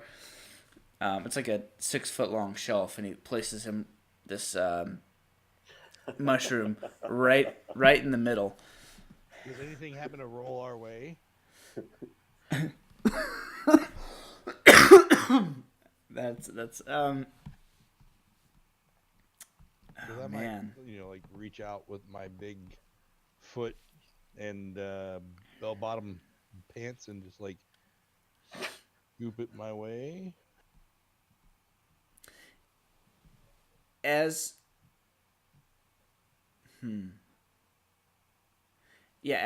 you do that, as he does that, this kind of dusty old robe kind of falls off of the shelf near your feet, just and all this like dust flies off of it. But as you look at it, you notice it has some very interesting patches sewn onto it. Other than that, everything else seems to be like, I mean, even that kind of looks real junky and gross, but everything else doesn't look very interesting. Everything else looks pretty mundane. I'll ask him if he would like to trade the robe for maybe Doobie Don't. Take it. He doesn't even look at you. He's just like dusting off the shelf, just staring at this mushroom you've made him, and he like kind of, without looking at you, waves you away like to leave him alone. Just take it. Take it. It's yours. I don't what. Definitely scoop it over and put it in that satchel. Can I help you with anything else? He kind of says absentmindedly as he's not even looking at you. What health potions do we want to get?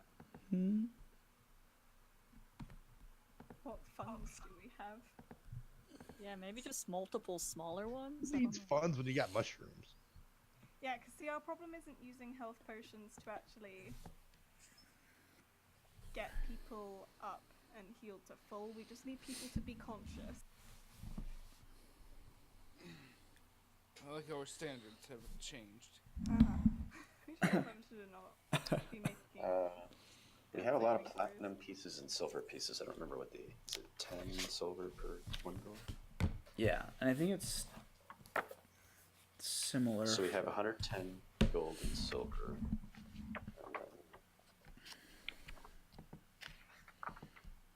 Well, that's just, I don't.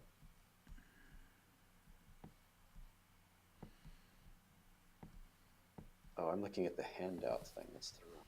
What is this?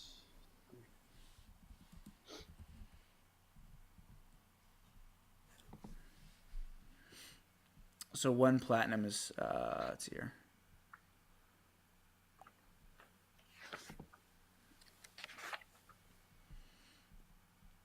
How many platinum did you have? It was 220, right? 1 platinum is 10 gold. Yeah, we have 130.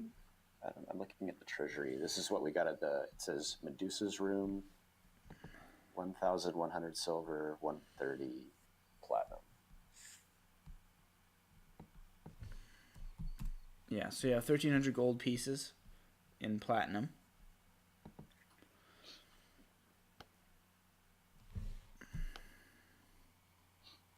Y'all were kind of hoarders.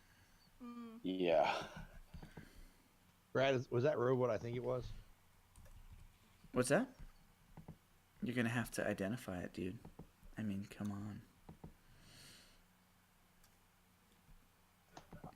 I'll go over to Sasha and like show it to her, and like we'll have to talk about this later. Like, Ooh, I like it. Yeah. Okay, so I think we have basically a little over 1,400 gold pieces from what we got at the Medusa's room. I'm not sure about Benevin's corpse and some of this other stuff. I don't know. I don't know how much we have left for some of this other stuff. are you looking to sell his corpse? No, no, there's a note on this treasury Got a liver document. here, fresh liver. It says Benevin's corpse, Benevin's tarot card, 93 gold. But maybe we left that with him. I don't know. I didn't It's say there what we because I had actually privately messaged Dale about that. I was wanting to take something from his person to remember him by, or as like a token of his memory. So we actually had it with us whenever like this all ended. Got it. That's awesome. So yeah, anyways, to answer your question, Elizabeth, we have plenty of gold if we want to buy a couple of potions. I think we should. Yeah, we actually have a insane amount of gold that we have not actually been touching. I don't know why. It's actually like 40 pounds worth of gold. It's like it's 50 Don't ask gold that is a pound. Don't ask that question.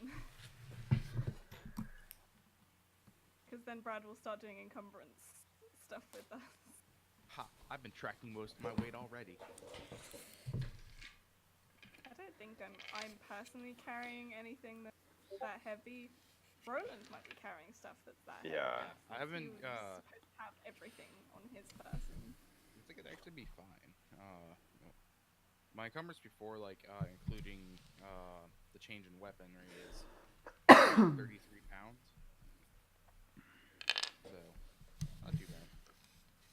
Then add in the like the treasury stuff, and probably be like another 50 to 60. Oh, wait, I have a horse. I'm just gonna play on the fucking horse. There you go. So, what were the health potions that he gave us again? Regular was one of each. There's one of each type. Okay. So superior, a regular, greater. I'm sorry, let me. So potion of healing, greater healing, superior healing, and supreme healing. So the potion of healing is 50 gold pieces. Potion of greater healing is 150. Superior healing is 450, and the supreme healing is 1350. Okay, so we can't buy all of them. I don't think. Maybe we can. But we could at least get all of them apart from the supreme one. Yeah, that's what I was thinking. Failed on my persuasion check. If someone else wants to try and barter for a cheaper price, they're free to do so. So that would be 50 plus 150 plus what was the 450. 450?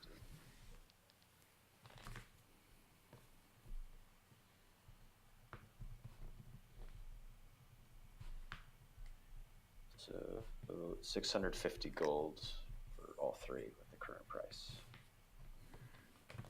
You guys. Yeah, hold on a second. All right.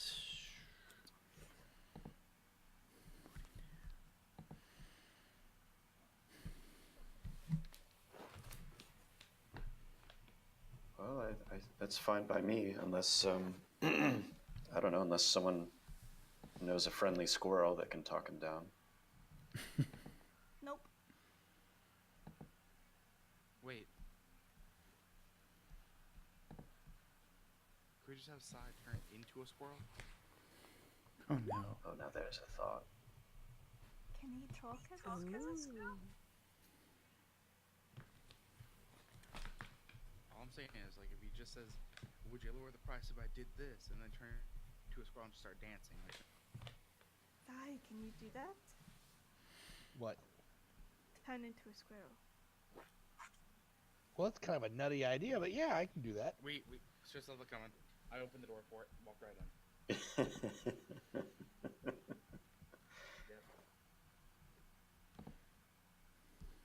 You might be impressed enough to maybe make things a bit cheap if you turn into a squirrel. Trust me, he likes them. He likes them with like squirrel and dumplings, or he likes squirrels. He likes them. He likes feeding them, and they seem to be his friend. So I think he'd be okay. We wouldn't let him eat you. I suppose I could do that. Treat it like it's a magic trick, you know. Well, if we're gonna do that, then I definitely have something up my sleeve. Okay. Brad, while you're doing that, I will go outside and I will cast these 2 spells on myself. Well, this.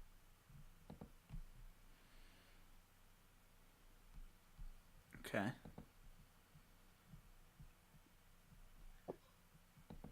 Fairy Fire. And then I polymorph or I wild shape into a squirrel. Just a glowing squirrel. Okay, hold on one second. Oh my goodness. As if the mushroom guy wasn't enough. This is full blown Alice in Wonderland. Okay with this. So you go outside. So you go outside and you cast Fairy Fire on yourself, Yeah. right? So you start glowing. More than I mean, really. Right, so you start, Personality is already kind of glowing, but and your whatever. body starts contorting and shrinking into a rather large squirrel, squirrel size, but just a good sized one, with a big, gloriously bushied gray tail. Large nuts. Yeah, of course. Full cheeks, and you run back into the establishment. Is his squirrel anywhere nearby? No. Oh, I wanted to come up and like chatter next to him. So as you like push the door in, there's a bell that rings. And he goes, yes. Who was it? And he just kind of stops and looks at you sitting in the doorway. My God, that's a I glorious stand up squirrel. on, like my back 2 feet and like kind of like preen my tail, and then I run into the store and proceed to like run around the aisles and climb up on the counter and look, tilt my head one way or another.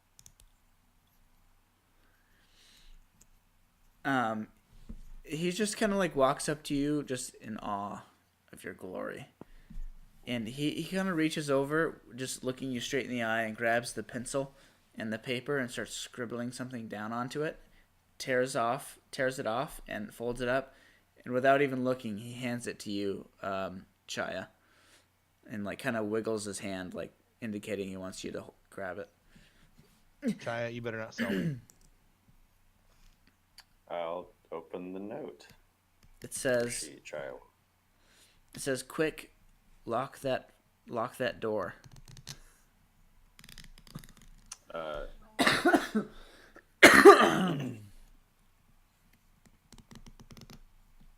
She'll kind of give a weird look to the others and give the note to Elisabetta, then move towards the door.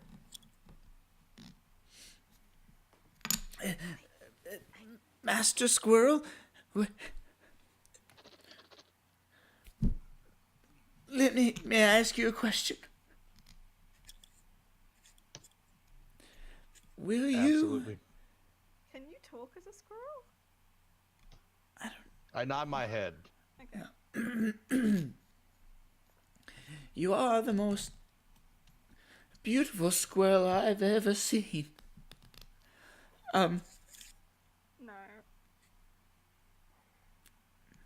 Will you be my friend forevermore from this day forward?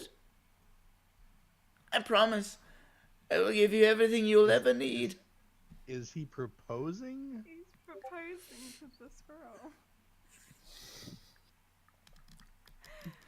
He Oh, just And- he just likes my nuts.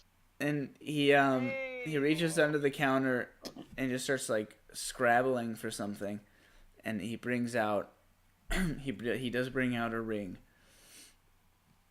I thought I had met the most beautiful squirrel before, but you make it pale in comparison. Please, you would make me the happiest shopkeeper around if you would do me the honor of giving me your paw oh my. Oh my god. in marriage. There, of course, will be a bride price. I'll give you anything you so desire. Just say yes. I think we should put a stop to this like right now. Yeah, I don't think we can marry on Are- the fly. Any windows, Brad? None. No windows. No windows. I'm going to jump down off the counter and run around and find any big like pile of clothes or like the barrel where the key was at or anything. Yeah, easily done. The key was inside of a suit of armor. He just stuck his hand in the face shield or whatever. But yeah, you're able to like wiggle your way into just a pile of junk in the corner, big pile. You kind of like run back behind the counter, hop down to the ground, and find this pile of junk, and you just like wiggle your way in. Wait! Where are you going? Don't leave! I feel like we're breaking this guy's heart kind of a little bit. I didn't expect this to be a consequence I- of introducing a bright glowing squirrel, I'll be honest. Yeah, I'm I feel like I'm gonna break his. You want to marry him instead? No. But what can live up to a glowing squirrel? I mean, really. Yeah, I don't know. Up to you, mate. You got yourself in this. How many wild shapes do I have? I'm hoping I can turn into something I can get away with. I think I have a couple. So I'm thinking now. I'm thinking this wasn't.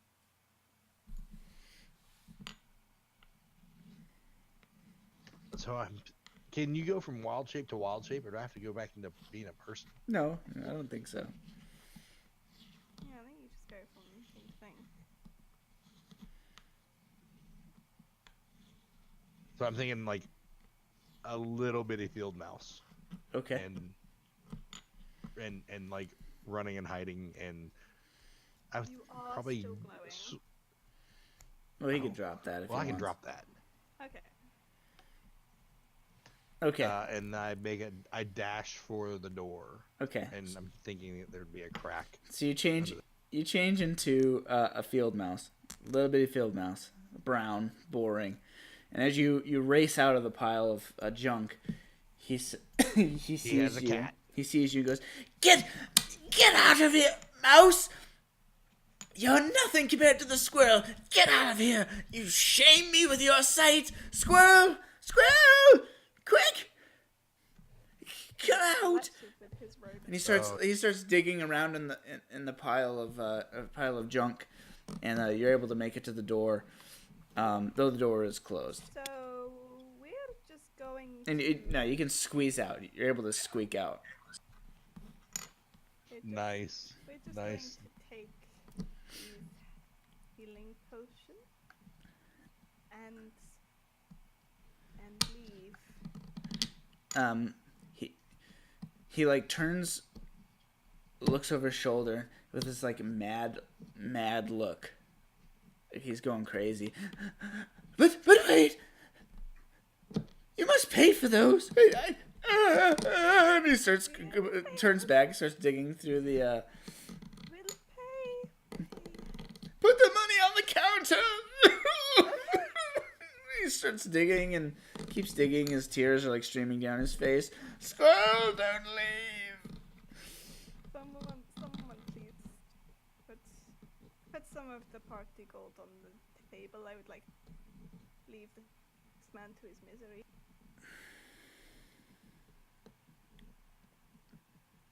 Assuming that would be Roland, because he's got... Totally taking advantage of this guy. I feel so bad. We didn't even get anything out of it. We just... Yeah, this backfired. This is a low moment. Yeah, we lost his last marble. Like, Alright, which of the potions are you going to take? We wanted the normal, greater, and super. And how much money are you going to put down? Would be up to our paladin since he's got the party gold. But the cost should be 650, I think it was. I believe so.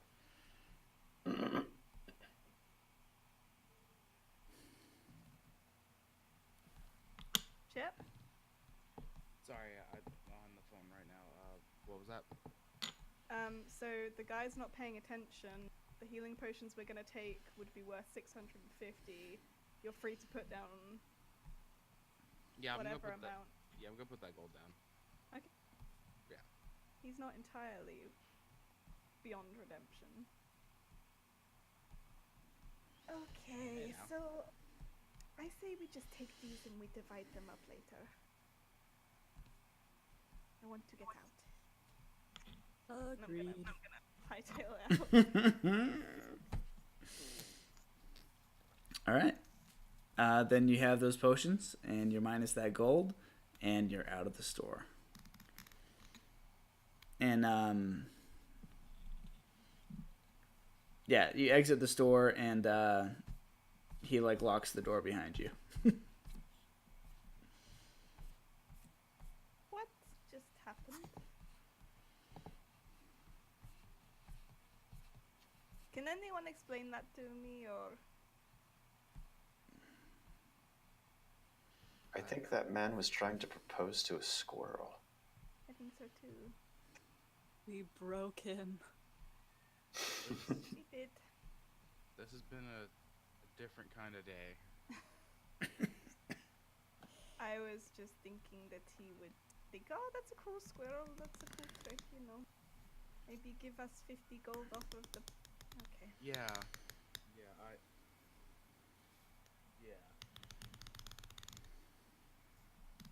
Okay.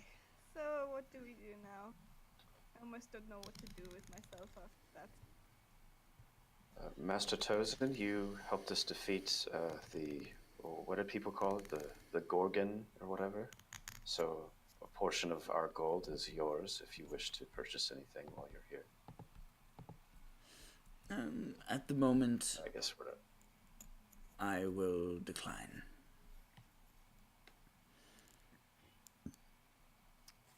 Not often you offer people gold and they turn it down.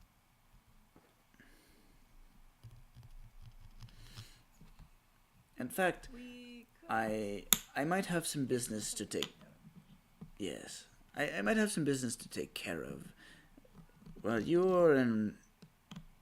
Seems that you are going to go to this barge, right? Or Wamford.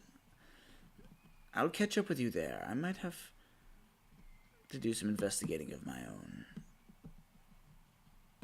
Okay. I guess we'll just meet you there.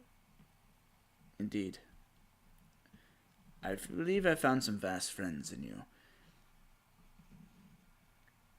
Good allies. You will be seeing me again, I promise. Until then, adieu. And he Later. kind of walks away. An Asian guy that speaks French. Love it. Is there anything else people wanted to do or purchase while we're here? I'm alright, so if you're ready to see your dad, then. Yeah, hope you're not trying to delay it. A little nervous, I'm not gonna lie, but now I want to see him as soon as possible, if it's possible. He's still there. Then we should go now. Sooner the better. You don't have anything to be nervous about. We're here. You're not meeting him alone. Crying squirrel. I'm gonna turn to Julian. Do you want to come with us or? Of course. Okay. Of course. But, let me gather the supplies for us. I will go get Sergey and the wagon. Oh, yes, we've run out of food. Oh, crumble cake is Yes, I will go buy some crumble cake. fantastic. So, he leaves to go gather supplies and get Sergey in the wagon. And as he says crumble cake, Sai appears around the corner. Like, did I hear food? And Yes. Sai walks right behind Julian. Oh, Sai, there's no reason for you to come with me. I will grab the food. You stay with the others. Well, make sure you get enough for the rest of them. Oh, I will. Any special orders, Sai? Well, like one of everything. One? And then whatever else somebody else wants. I'll make sure Just to making him accommodate. over into a waiter. He grabs like 5 gold pieces from Chip and from Roland, and he kind of disappears and up the road. And in about a Get to have Sergey again. about a half an hour, he returns with Sergey attached to the cart. Give him a big hug. And Sergey. are we ready to go?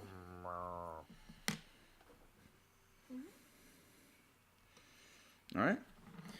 So everyone hops on in. Which way do you guys want to take? You'll have to put us back on the. Yeah. So there's the Cairn Road that leads across like the prairie lands, or you could take the long road, I guess, in theory, and cut across if you wanted. I think the Cairn Road would be quickest way Looks there. most direct, yeah. Can we see if the storm is still kind of raging in that area? Let's see here. You guys probably got up around 9 o'clock, depending when you went to bed.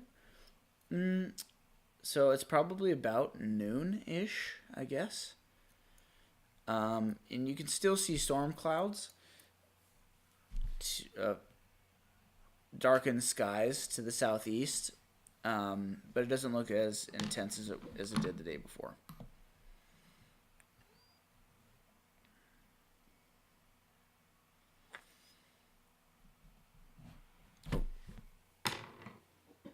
On the ride, whenever we start the ride, I'm gonna pull out the robe and sit next to Rain and see if she can help me figure out what this might be.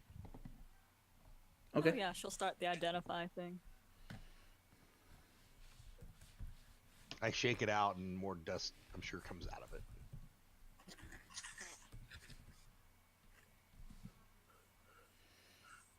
Well, this looks fun.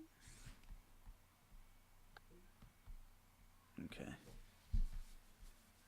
me see here. So, you guys hop in the wagon. You start traveling down the Cairn Road.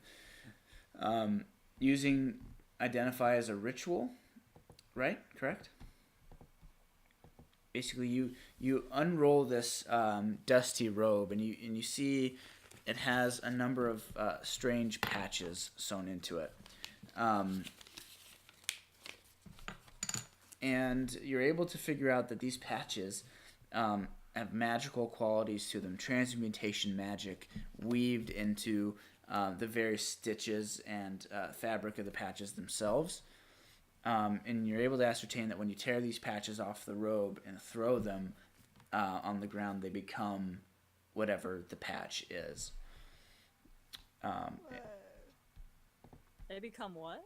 They become whatever the patch is. So, this is what's... And I'll copy paste it. So the robe has 2 of each of the following patches sewn onto it. There's 2 dagger patches, 2 bullseye lantern patches, 2 steel mirror patches, 2 10-foot pole patches, 2 hempen rope patches, which will end up being 50 feet of coiled hempen rope, and 2 sack patches, just regular sacks. So I'll post that in the chat real quick. I was gonna say I could not type that fast enough. And then, but there are some other patches that are a little more detailed and look a little more special. And I'm gonna have to type this in. Let me see here. So there's 2 patches. I love that you actually rolled for him, by the way. I really do. I really appreciate it. Yeah, and then any, like... Here we go. So there's only 6 special patches as you look at the robe. Some of them appeared to have been pulled off, so there's only 6 left. But you have 2 patches of a wooden ladder. It's about 24 feet long. Times 2. You have a specific patch that looks like a pile of gemstones. Here we go.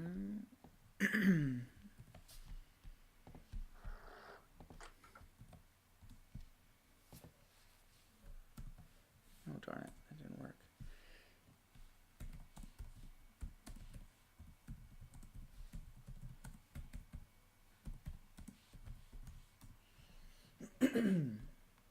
A patch that looks like a pit in the ground.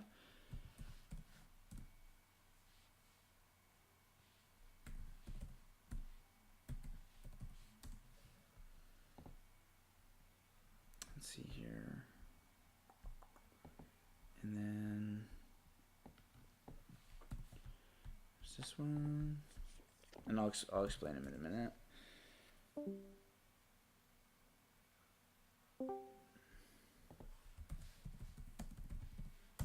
All right. So basically, you pull off the dagger patch, becomes a dagger. You pull off a bullseye lantern, becomes a bullseye lantern. So to speak. Sorry. The gemstones. There's a patch that looks like a pile of gemstones. If you pulled that off, threw it on the ground, it would become 10 gemstones, each worth about 100 gold pieces each. There's a patch of a pit. So if you put it on the ground, it would end up being a pit that's 10 feet by 10 feet. There is a patch that shows 4 potions of healing, so that's what it becomes. And then there's one that's an iron door as well.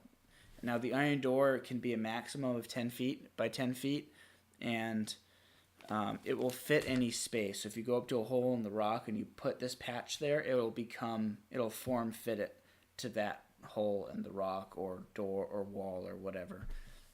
Up to 10 feet by 10 feet in dimensions.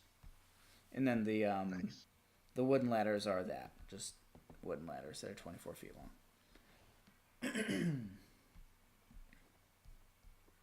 And that's that.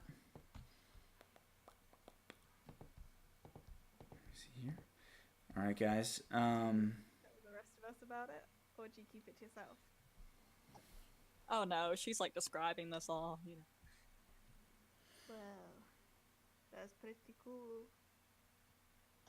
Definitely very neat. All right, let's take a quick 5-minute break, if you don't mind. Okay. I have to do something. No worries.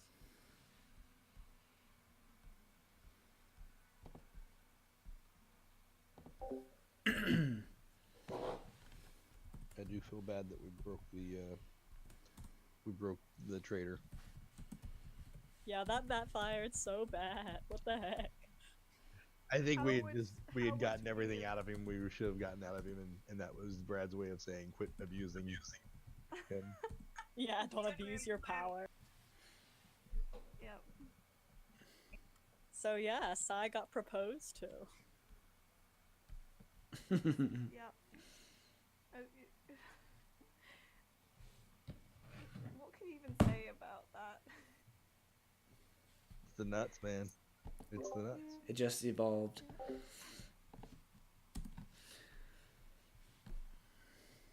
Only in D. Come to be soon. Would that make him though. a furry lover? I mean, like Yeah. I think that's actually just bestiality. Hey, no one said it was sexual.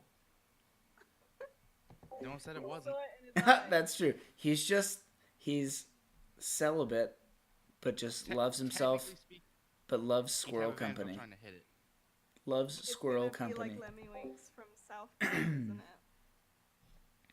No one knows that, then fine. Lemmy Winks from South Park. I definitely didn't mean it to be creepy, but it probably ended up that way. No, it's hilarious. Don't worry about it. Because it's the right level of this could be creepy and it's weird. And it fits in fair. perfectly. Anything that involves a druid wild shaping will almost always. Okay, that will. Alright, well, that's a squirrel. Will always be weird. Like, that's just. There's no way around it. They're either gonna, like, kill someone and eat their hands, or they're gonna get proposed to by a crazy wizard guy. It's just D&D.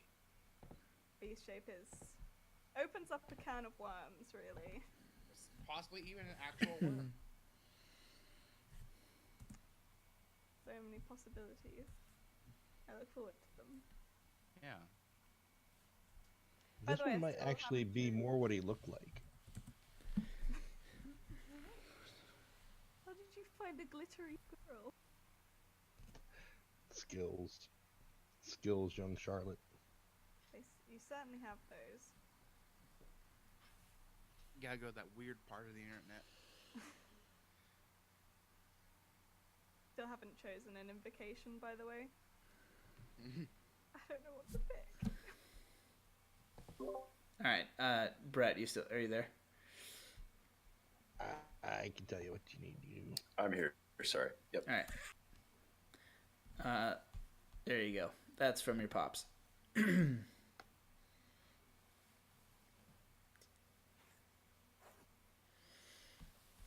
What's that?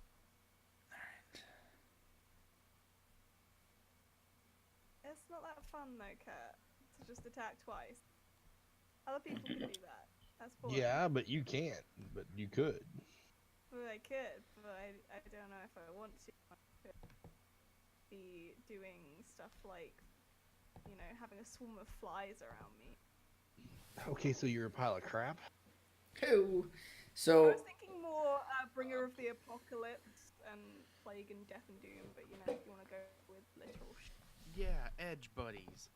Way to Edge ruin- buddies. rain on my parade, dude. We are edge buddies. Yeah. Anyway. Alright. On with the journey. All right, guys. So you guys hop back. You guys are traveling the Kieran Road in your cart over the plains.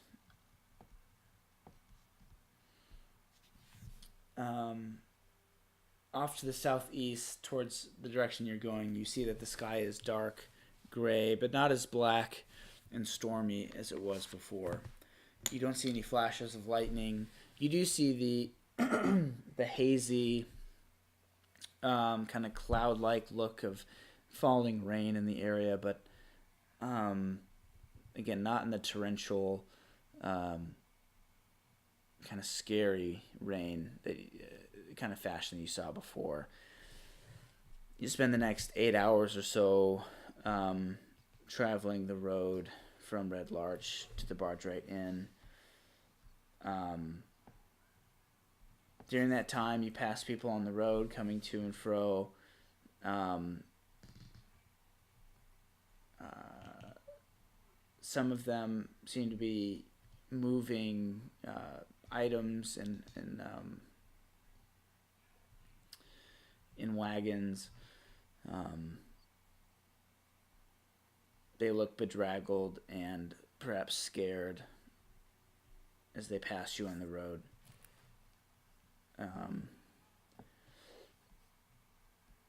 As you get closer to your destination, again, you can see off to the northeast of you this, and you get a better look of it in the daytime.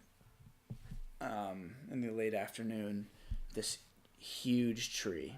It has to be hundreds of feet tall and as many wide. It has the look of like an oak tree. And you can tell that there are many smaller trees.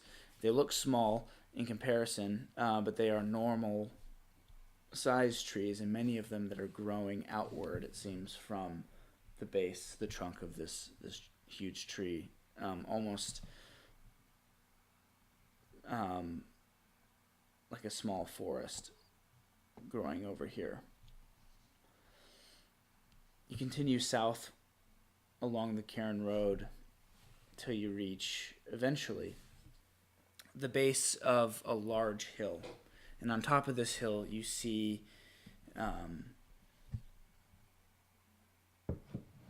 fortified walls pointing skyward, maybe 25 to 30 feet tall, made of sharpened logs plunged into the earth and lashed together.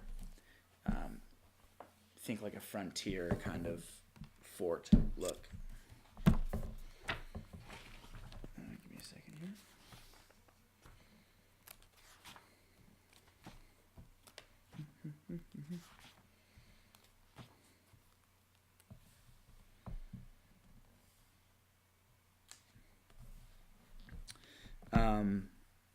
From the top of these walls, you can see two very large, like, towers. Shoot, are they wooden? They're actually stone. I'm sorry, stone walls. They're stone walls. And what you had heard about this place, it's called the Barge-Right Inn, but what you're seeing before you doesn't really seem much like an inn at all. You're almost seeing these large stone walls surrounding it, almost what looks like to be a small town. You see these two large circular turrets or towers sticking up from a larger building complex somewhere inside the city. However, you can't see much of it from your low position. You follow the road up as it winds up this hill towards these open gates. The weather is rainy. There's a steady rain going on. The sky is dark, like a dark gray, not ominous, but you can tell it's a steady rain's been going on. It rains on you. You and your possessions start getting soaked very quickly. You notice the gates are open, and there's a contingent of guards standing out front of the gates, and there's like these just almost streams of water that are pouring out from inside the gate, almost like it's draining out from the gates. And as you move up to the front gates here, if that's what you guys want to do, basically that's kind of what you see as you walk up, is these guards guarding these large open front gates, water pouring out from inside of the city. Do you guys want to continue or do something else, or? Do the guards look like they're checking people as they go in or anything like that? Or is it just... There isn't a lot of traffic moving in and out. But they do Sounds seem like there's like a torrential rain / flood Yes, perhaps. Is it not? The rain you're experiencing now is steady. It's not pelting or storm rain, but it's definitely like it's just constant, steady rain.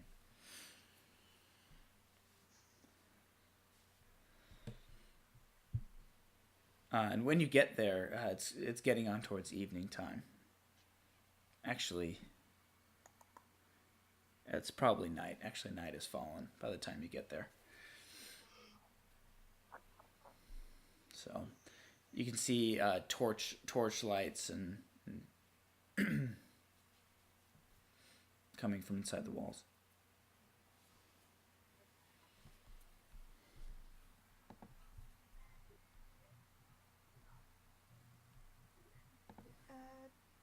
Where did your dad say you would be staying? I'm not sure. He said he was here. I assumed it was an inn. I didn't realize it was a town. Can you use your sending stone to let him know you're here? He'll probably contact me in the morning.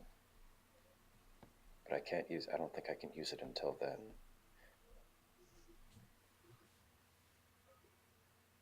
Should we go through the gates? Should we barge right in? Do we want him knowing that you're looking for him? I mean, do we want to ask around town? Or do we just want to let you find him? I have a feeling he'll find us, but if not, we'll be subtle in our search, I think is best. I owe him that at the very least. Is this going to be a happy reunion, or is this something we need to worry about? I think it will be happy, but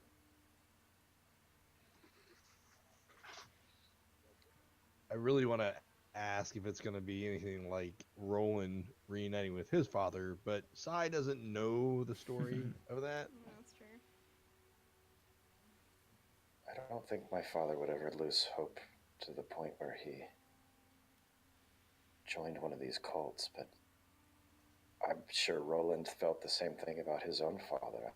I don't... What is it about despair that makes people desperate? I can't say. It's probably the pointy end of despair. I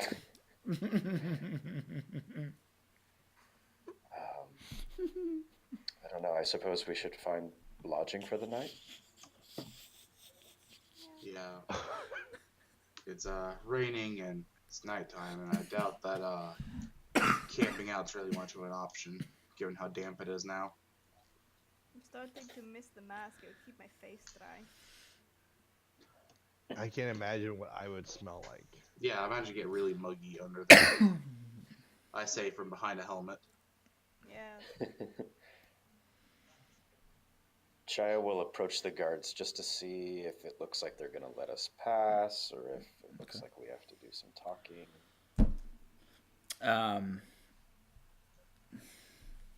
A woman calls out to you. "Oh there! What are you doing here? What's your business at the barge right?" We're just here for trade and lodging and making inquiries within. Indeed, is that so? Where do you come from? We were in Red Lodge only a few, what was it, a day ago at this point? It's about 8 hours. Okay. Red Lodge, huh? It's a long travel. Just to come to Barge, right? What's your business here? Is this your destination, or are you passing through? Hard to say. I mean, like I said, we're just looking for lodging right now, and perhaps trade and making inquiries within. But I don't imagine we'll stay long.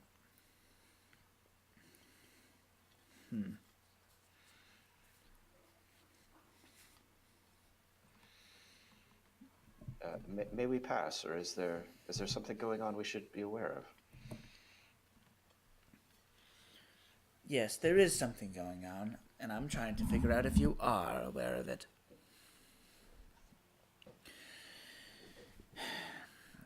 If you want to come in, we're going to search your possessions.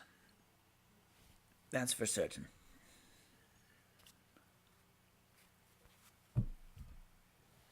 Are the rest of us hearing this? Yeah, at least she is yelling it out. She's being very clear. Okay. Chaya will kind of put her quarterstaff off to the side, and she doesn't have like anything on her, so she's kind of raising her up, but she's like turning towards the others to give them like a heads up that this is what's happening, like showing them her like little pouch with whatever it has in it. Like, I don't know what I have, like a couple darts and 5 gold or something. I'll get off of the cart wagon thing. Okay. A contingent of soldiers of the guard come down and start rifling through your possessions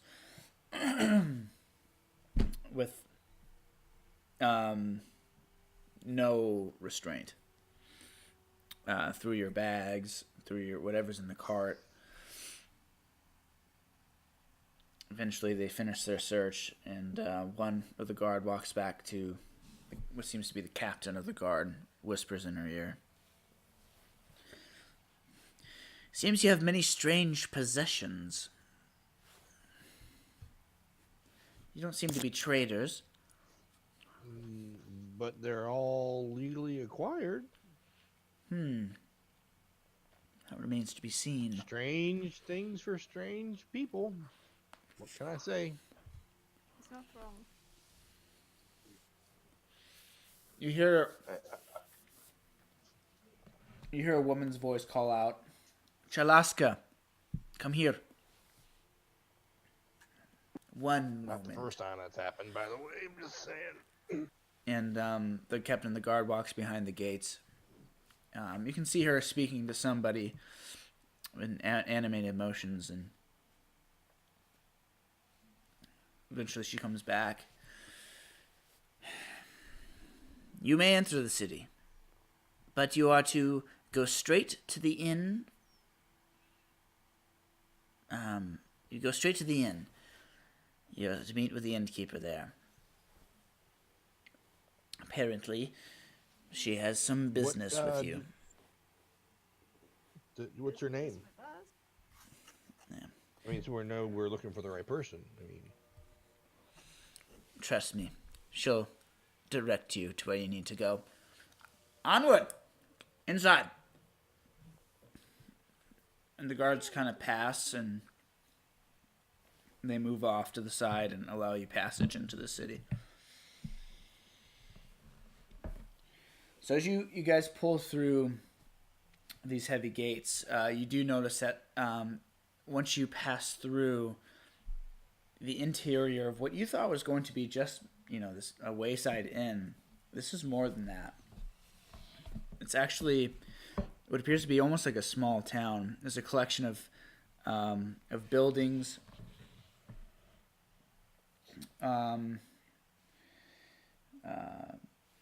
You see the kind of the general stuff you'd see in a town: blacksmiths, stables. what was the name of the town? Wormford or something? It's called the Barge-Right Inn. No, the name of the town. It's not that is the name of the town. It's like the Barge-Right. It's not an actual town. Oh, but Barge Right. Okay.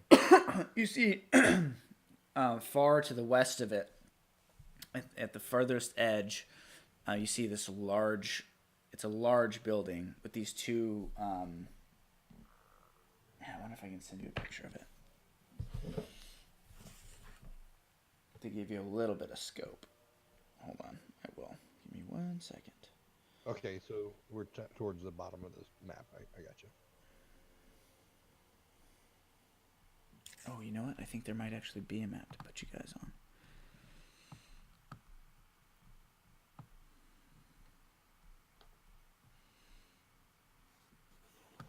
Yes, there is. Give me 1 second.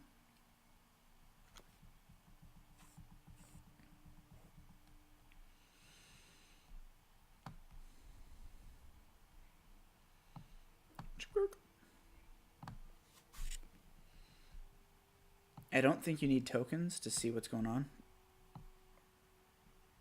Can you guys see what's on the map? Nah, it's Pitch all black. black. Mm. Well, you did say it was nighttime. Yeah. Yep.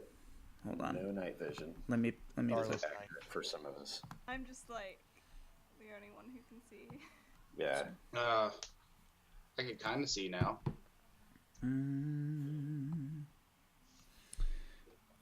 Give me 1 second, and I will. It's not that your theater of the mind isn't good enough, Brad, It's alright. because it's amazing. Give me a second. Agreed. I'm just imagining how horrible it feels to be in this environment. Brad is my favorite Saturday morning DM. You're only. That's what I tell my kids, right? You're You're my- even better than the 1980s Dungeon Master. I just tell my kids, like, you're my favorite 6-year-old in the whole world. Can't tell them they're my favorite now. kid. Yeah, for now. Hold on, I got your guys. Just gotta copy paste on.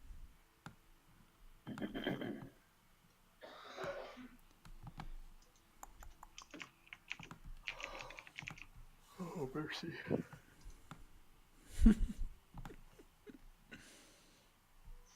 Alright, so the front gate's here. In theory, you will not be this big. Can you guys see now? Oh, it's oddly pretty. Yeah. So basically, to the far west, you see this. I don't know how much. I think you guys should be able to see all of this. But you see this large inn building. It's the tower. It's like the most commanding structure in the town with these two large kind of towers attached. And I'll send you a different picture as well to kind of give you kind of some scope. This is from the book. Bloop.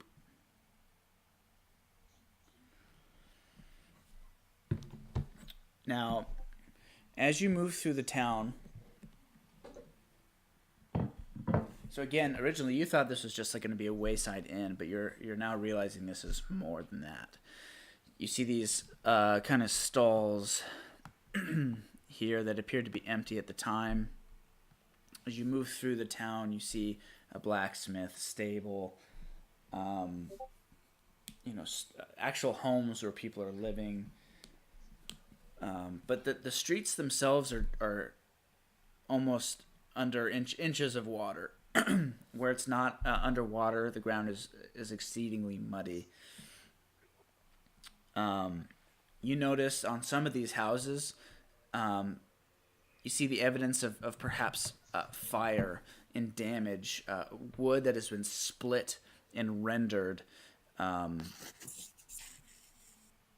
As you move past one particular building in the middle of town, you hear the sound of hammering, and you look under a covered patio, and a man walking around in inches of water is making coffins. He's putting together coffins, and lined up on the row of his shop, you can see, lined up on the wall of his shop out of the water in a row, you can see at least 10 or 11 coffins that are already made, and he seems to be making more.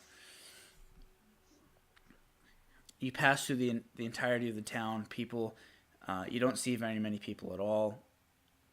The inn itself is up on a rise in the town, and the water has not reached the doors of the inn itself.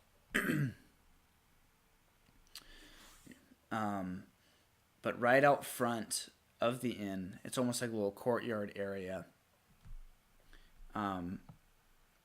You can see in the ground there's like a pool of water. And the sides of this pool of water are angled out. And on the buildings and the walls of the inn and the walls of the buildings around it, you see like the telltale signs of like scorch marks all over the wall in like a lightning shaped pattern. The wood is charred and split and damaged. There's even like holes blown in to those walls. You do hear the sound of music coming from inside the inn and the loud din of a lot of people coming from inside. A small gnome walks out of the inn as you guys walk up to the front doors. He's dressed properly, impossibly so considering the wet conditions and the condition of the rest of the town. Oh, you must be the party that just arrived. You ought to come in and follow me, please. Oh, okay. Please, follow me quickly. Hostler! And a man comes from around the side of the inn. Take the horse, or excuse me, what is that? A cow? Oh, he's a bull. Bull? Take the beastie and the cart. Put their positions in the rooms. You will find them in the correct annotated slots. We'll take your possessions to your rooms. They've already been arranged. Follow me, please. I'm gonna look at everyone else very incredulously. And he waits. He looks up annoyingly, and he pulls out an umbrella type contraption, puts it over his head. Well, I don't have all day to get wet. Come along. Okay. Follow. Yeah. Yeah, we follow him, I guess.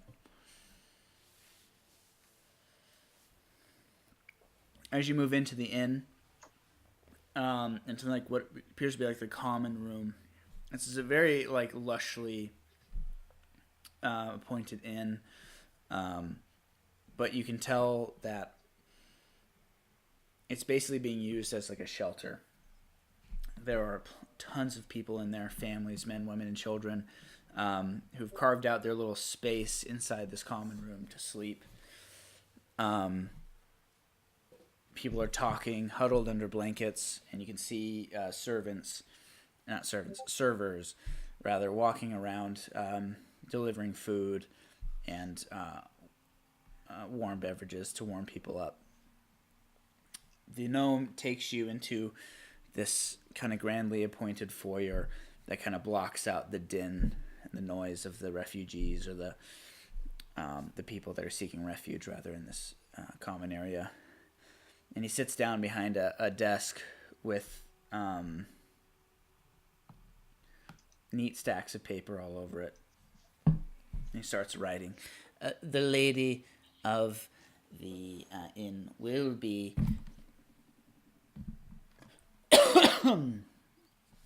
We'll be seeing you shortly. And he just starts scratching away at some paper. There's a fireplace in the corner of this room. There's a roaring fire going to kind of help you dry off and warm up from the outside.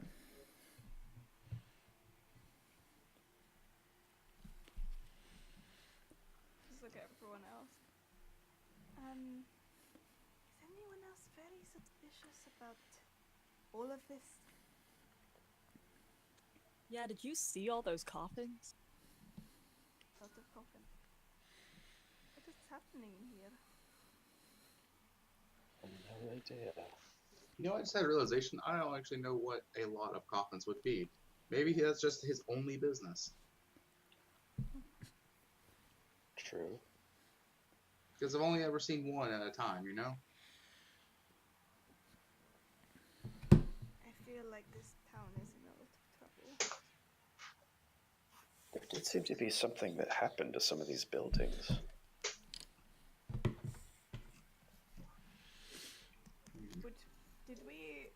Would we have been able to sort of deduce that it might have been lightning? Yeah, I think so. If not, I'll make a nature check or something. Sure. Go ahead and do a nature check. Never gets easy. For the sake of rolling. Yeah, I mean, as you were going through the town, you'd be able to figure out, the damage seemed consistent with multiple lightning strikes, but not just but the what you saw in the front of the inn seemed a little bit different. Definitely lightning, but not from the sky. At least in any way you've seen before. I relay that to the others. I would like to see if I can tell what's maybe been going on with some skills. Okay, go ahead. Damn it, why you gotta upstage me? Yeah, and can Rain like Arcana check the lightning outside, or? Sure. Yeah. Obviously, And, like, I rolled maybe right also through a lot is of that. this- So if you want to do If some this stuff, rain is normal, and the rain that's falling around is not the one that's sitting next to me. yeah. So if you're gonna do a nature check about the rain, it seems out of season. Though you don't necessarily know much about this particular area, it has the feel of like a monsoon, kind of downpour feel to it. And considering that you hadn't had any crazy weather or indications of bad weather before this happened, it seems out of the ordinary for sure. And Rain, you can go ahead and do an Arcana check if you want.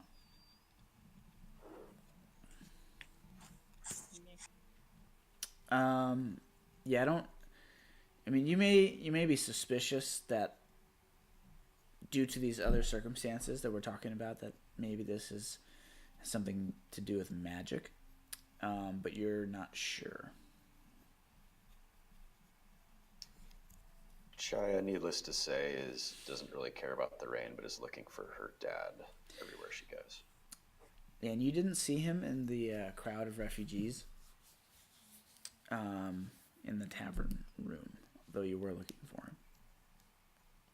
So, Elizabeth, to do a perception check for me. Oh. Nailed it. Yeah, you can see that there's some paintings on the walls, well made, good art, but you don't notice anything in particular about those things. So you wait about 15. What do I notice is, sorry. Go ahead. What do I notice is the general makeup of the people here? Is it generally? Yeah, human, but there is definitely other races going on. Probably more so here than in Red Larch. Where Red Larch is mainly human, you're going to have a more even distribution of different races here. You saw some tieflings. I'm just gonna be staring. Some half-orcs. I mean, you can't see them from where you're at. You're in this kind of secluded foyer area. But that's what you would have seen. Stare at them. Okay. Okay. So you hear a knock at basically there's one other door in this area, other than where you came in.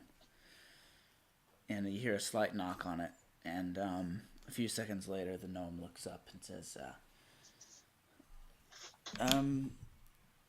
the lady will see you now, if you would be so kind as to go on in, please. Wipe your feet. And he indicates a mat before the door. Thank you. I'll wipe my feet and go in. Okay.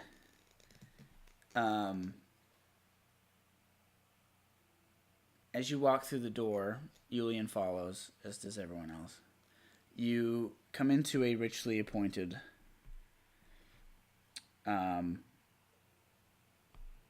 room with a heavy desk in the kind of towards the back wall. There's padded seating around the room. A fireplace roars in this room as well. But that's not what catches your attention the most, Elizabeta.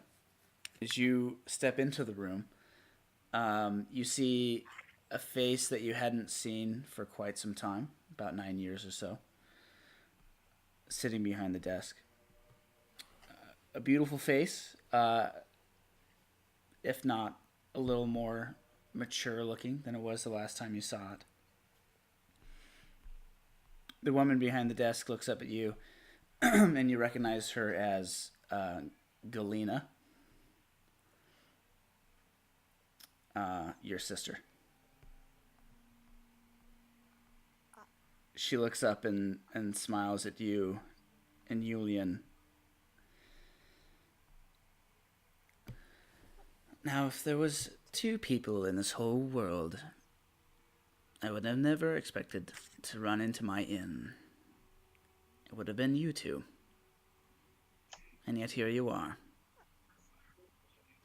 Zoinks! This is my sister, Galina. What are you doing here? That's the question I should ask you. This is my place. Thank you for sending home a letter to let us know what was happening with you. And if you were still alive. Well, that was never my way.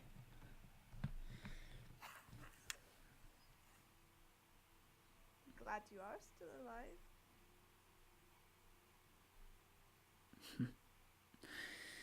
As am I. It has been a long time, sister.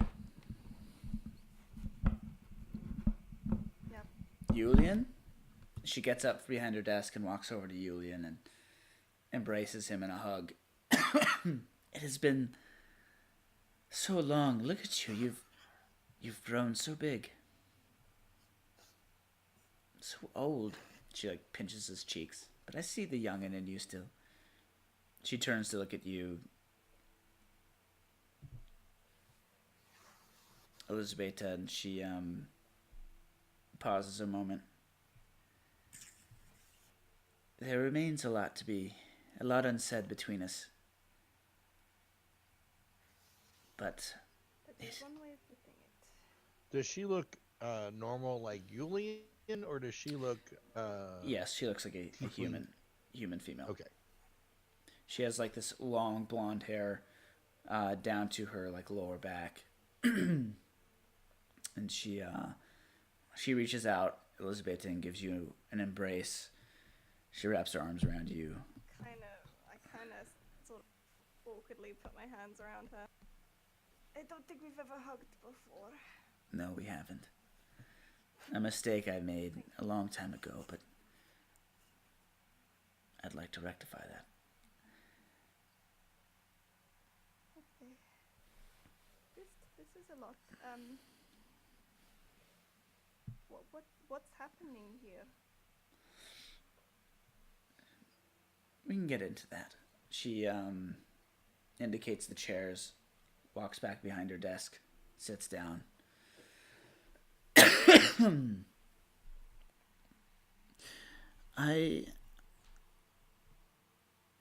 We had a bit of an incident yesterday. She starts shuffling through some notes. Now I have to ask, this is almost too much of a coincidence. You aren't wrapped up with these brigands, are you? No. These, I'm getting reports of cultists in the area. That's not why you're here, is it? No. That's a long story. It's not exactly how we got here, but it seems to be what we're dealing with now. Kind of just fallen into our laps that we have to deal with. A lot of nasty individuals.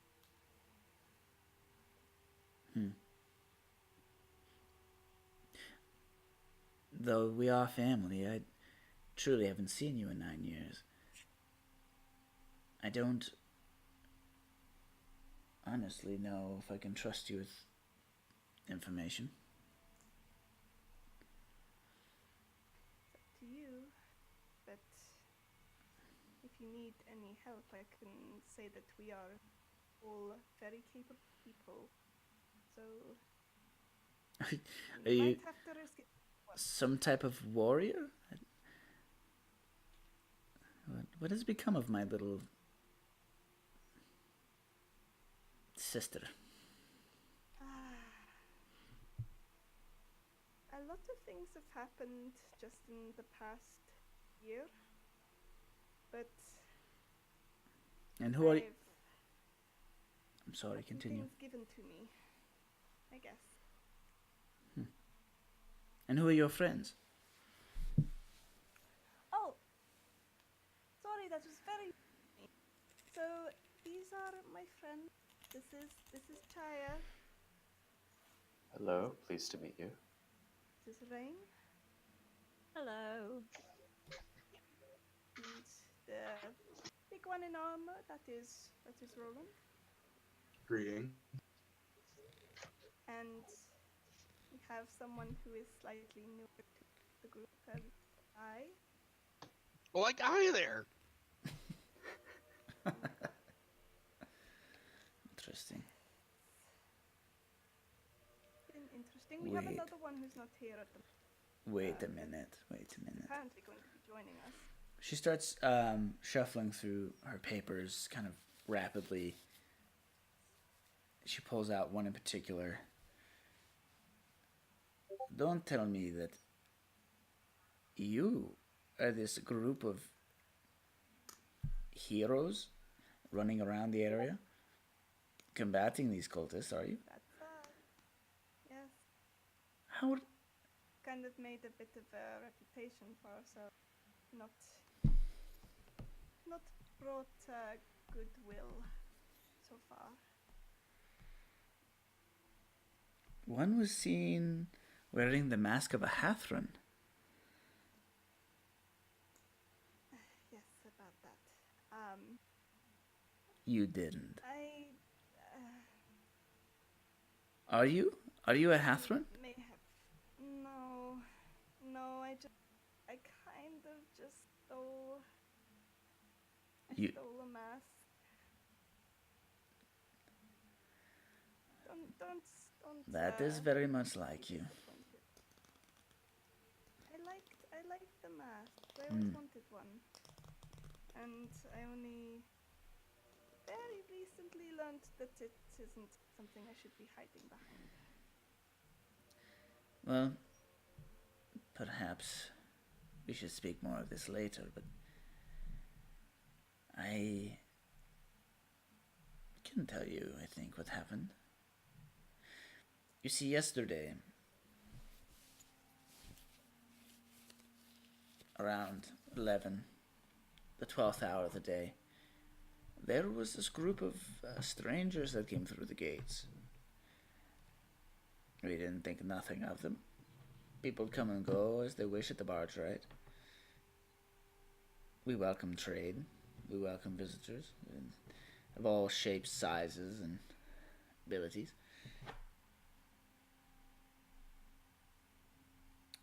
I was sitting in my office when I heard a commotion outside. I went out the front gate, the front doors of the inn. These men had thrown off their cloaks. They were wearing strange clothing, armor made of fish scales, and shields made of crab. This strange. We thought them silly. That is until they pulled out the box, opened it, and took out this orb. Sorry, broke up. They took out what? An orb. It was swirling flashes of electricity. They started chanting over and over again. I called for the guard, but it was too late. Within 10 minutes, within minutes, an explosion happened as the men ran away. Lightning flashed everywhere, scorching the buildings around, killing many of the onlookers. It left a crater in the ground in front of the inn. We didn't know what happened. It happened so quickly. And then storm clouds started forming over the inn. Within an hour, this place was being attacked by lightning strikes like we've never seen before. Rain, torrential rain that has never been recorded, filled our streets with water, damaged our properties, and men and women were being struck down by lightning as they ran through the streets. It was horrible. Most of the town is here in the inn, taking refuge. We think it was the work of these so-called cultists. We've been ignoring them this far, but... well, obviously we shouldn't have. They're very dangerous. They've killed one of our own.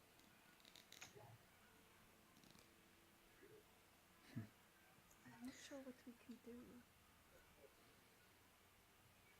As as you guys are speaking, there's a soft knock at the door.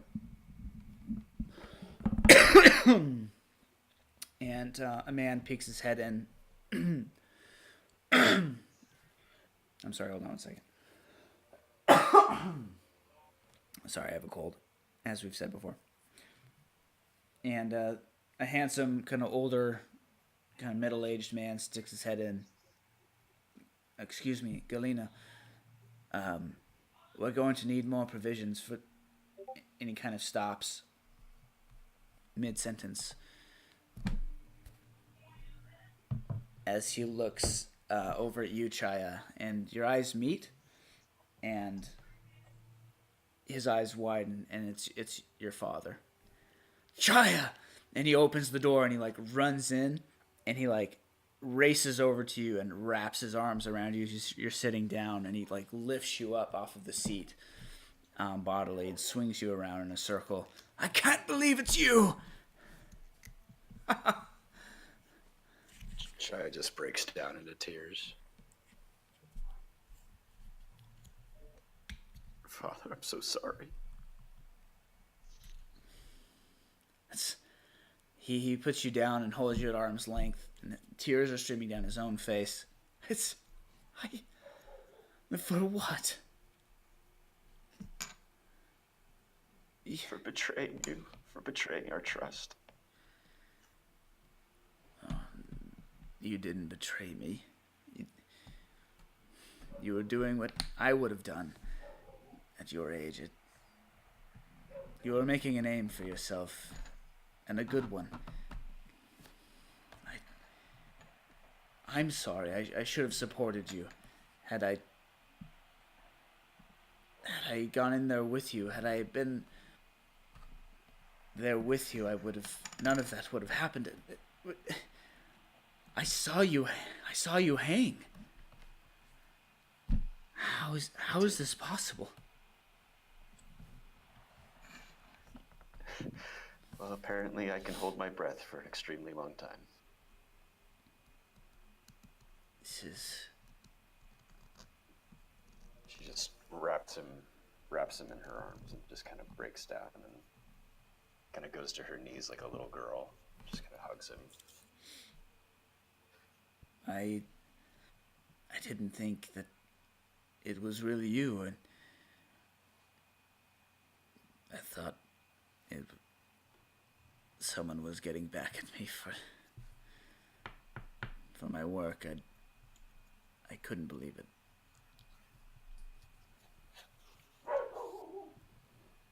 But do you know these people? Do you know this woman Galena? Have you been helping her?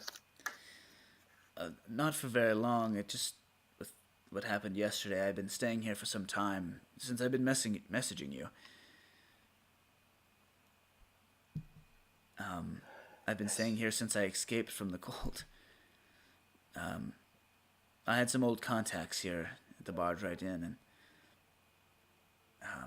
it's been a bit of a safe haven for me while I recovered.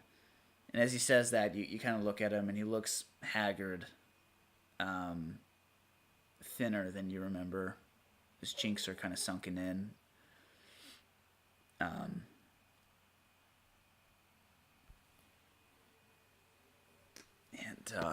Which one was it? Which one of the cults? That's, well, I was at the monastery that I believe they're affiliated with the earth. I was there for some time. But we can get into that later.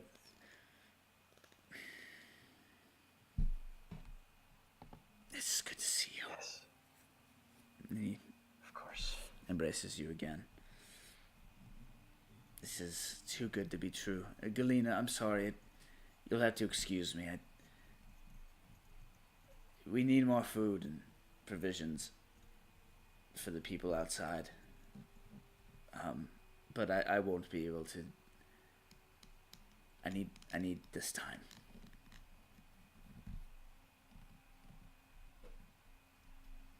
And Galena looks up. Of course. Take as much time as you need. This is a very strange day, to be sure. She says that. She looks over at you and Julian, and we all have much to talk about. Yeah, do. And with that, we should probably call it a day. Sounds good. Oh my god. So, sorry for the lack of combat. No. That's Just- not an apology you need to be making. Yeah. Oh, that was good. Oh my gosh. Is anyone else emotionally drained? Yeah. Yeah. Yeah, I am. But because of the squirrel. The squirrel, the funeral, this. Yeah. It was like the hot cold shower of like comedy, sadness, drama. Oh my god. I promise we'll get into some. I still can't get over Some that drawing that, shenanigans. that Charlotte made of her character. Isn't she good? I'm gonna go Thank back. you. I'm very proud of it. Yeah, that's really good. And I don't often say that. Dude. I was hoping I'd have something to show you guys. One thing to be like, well, she has this and she looks like that, but it's nice if you can actually make it. I sure recall. Yeah, there's so many things that we have to ponder. Ugh. Just keeps getting better.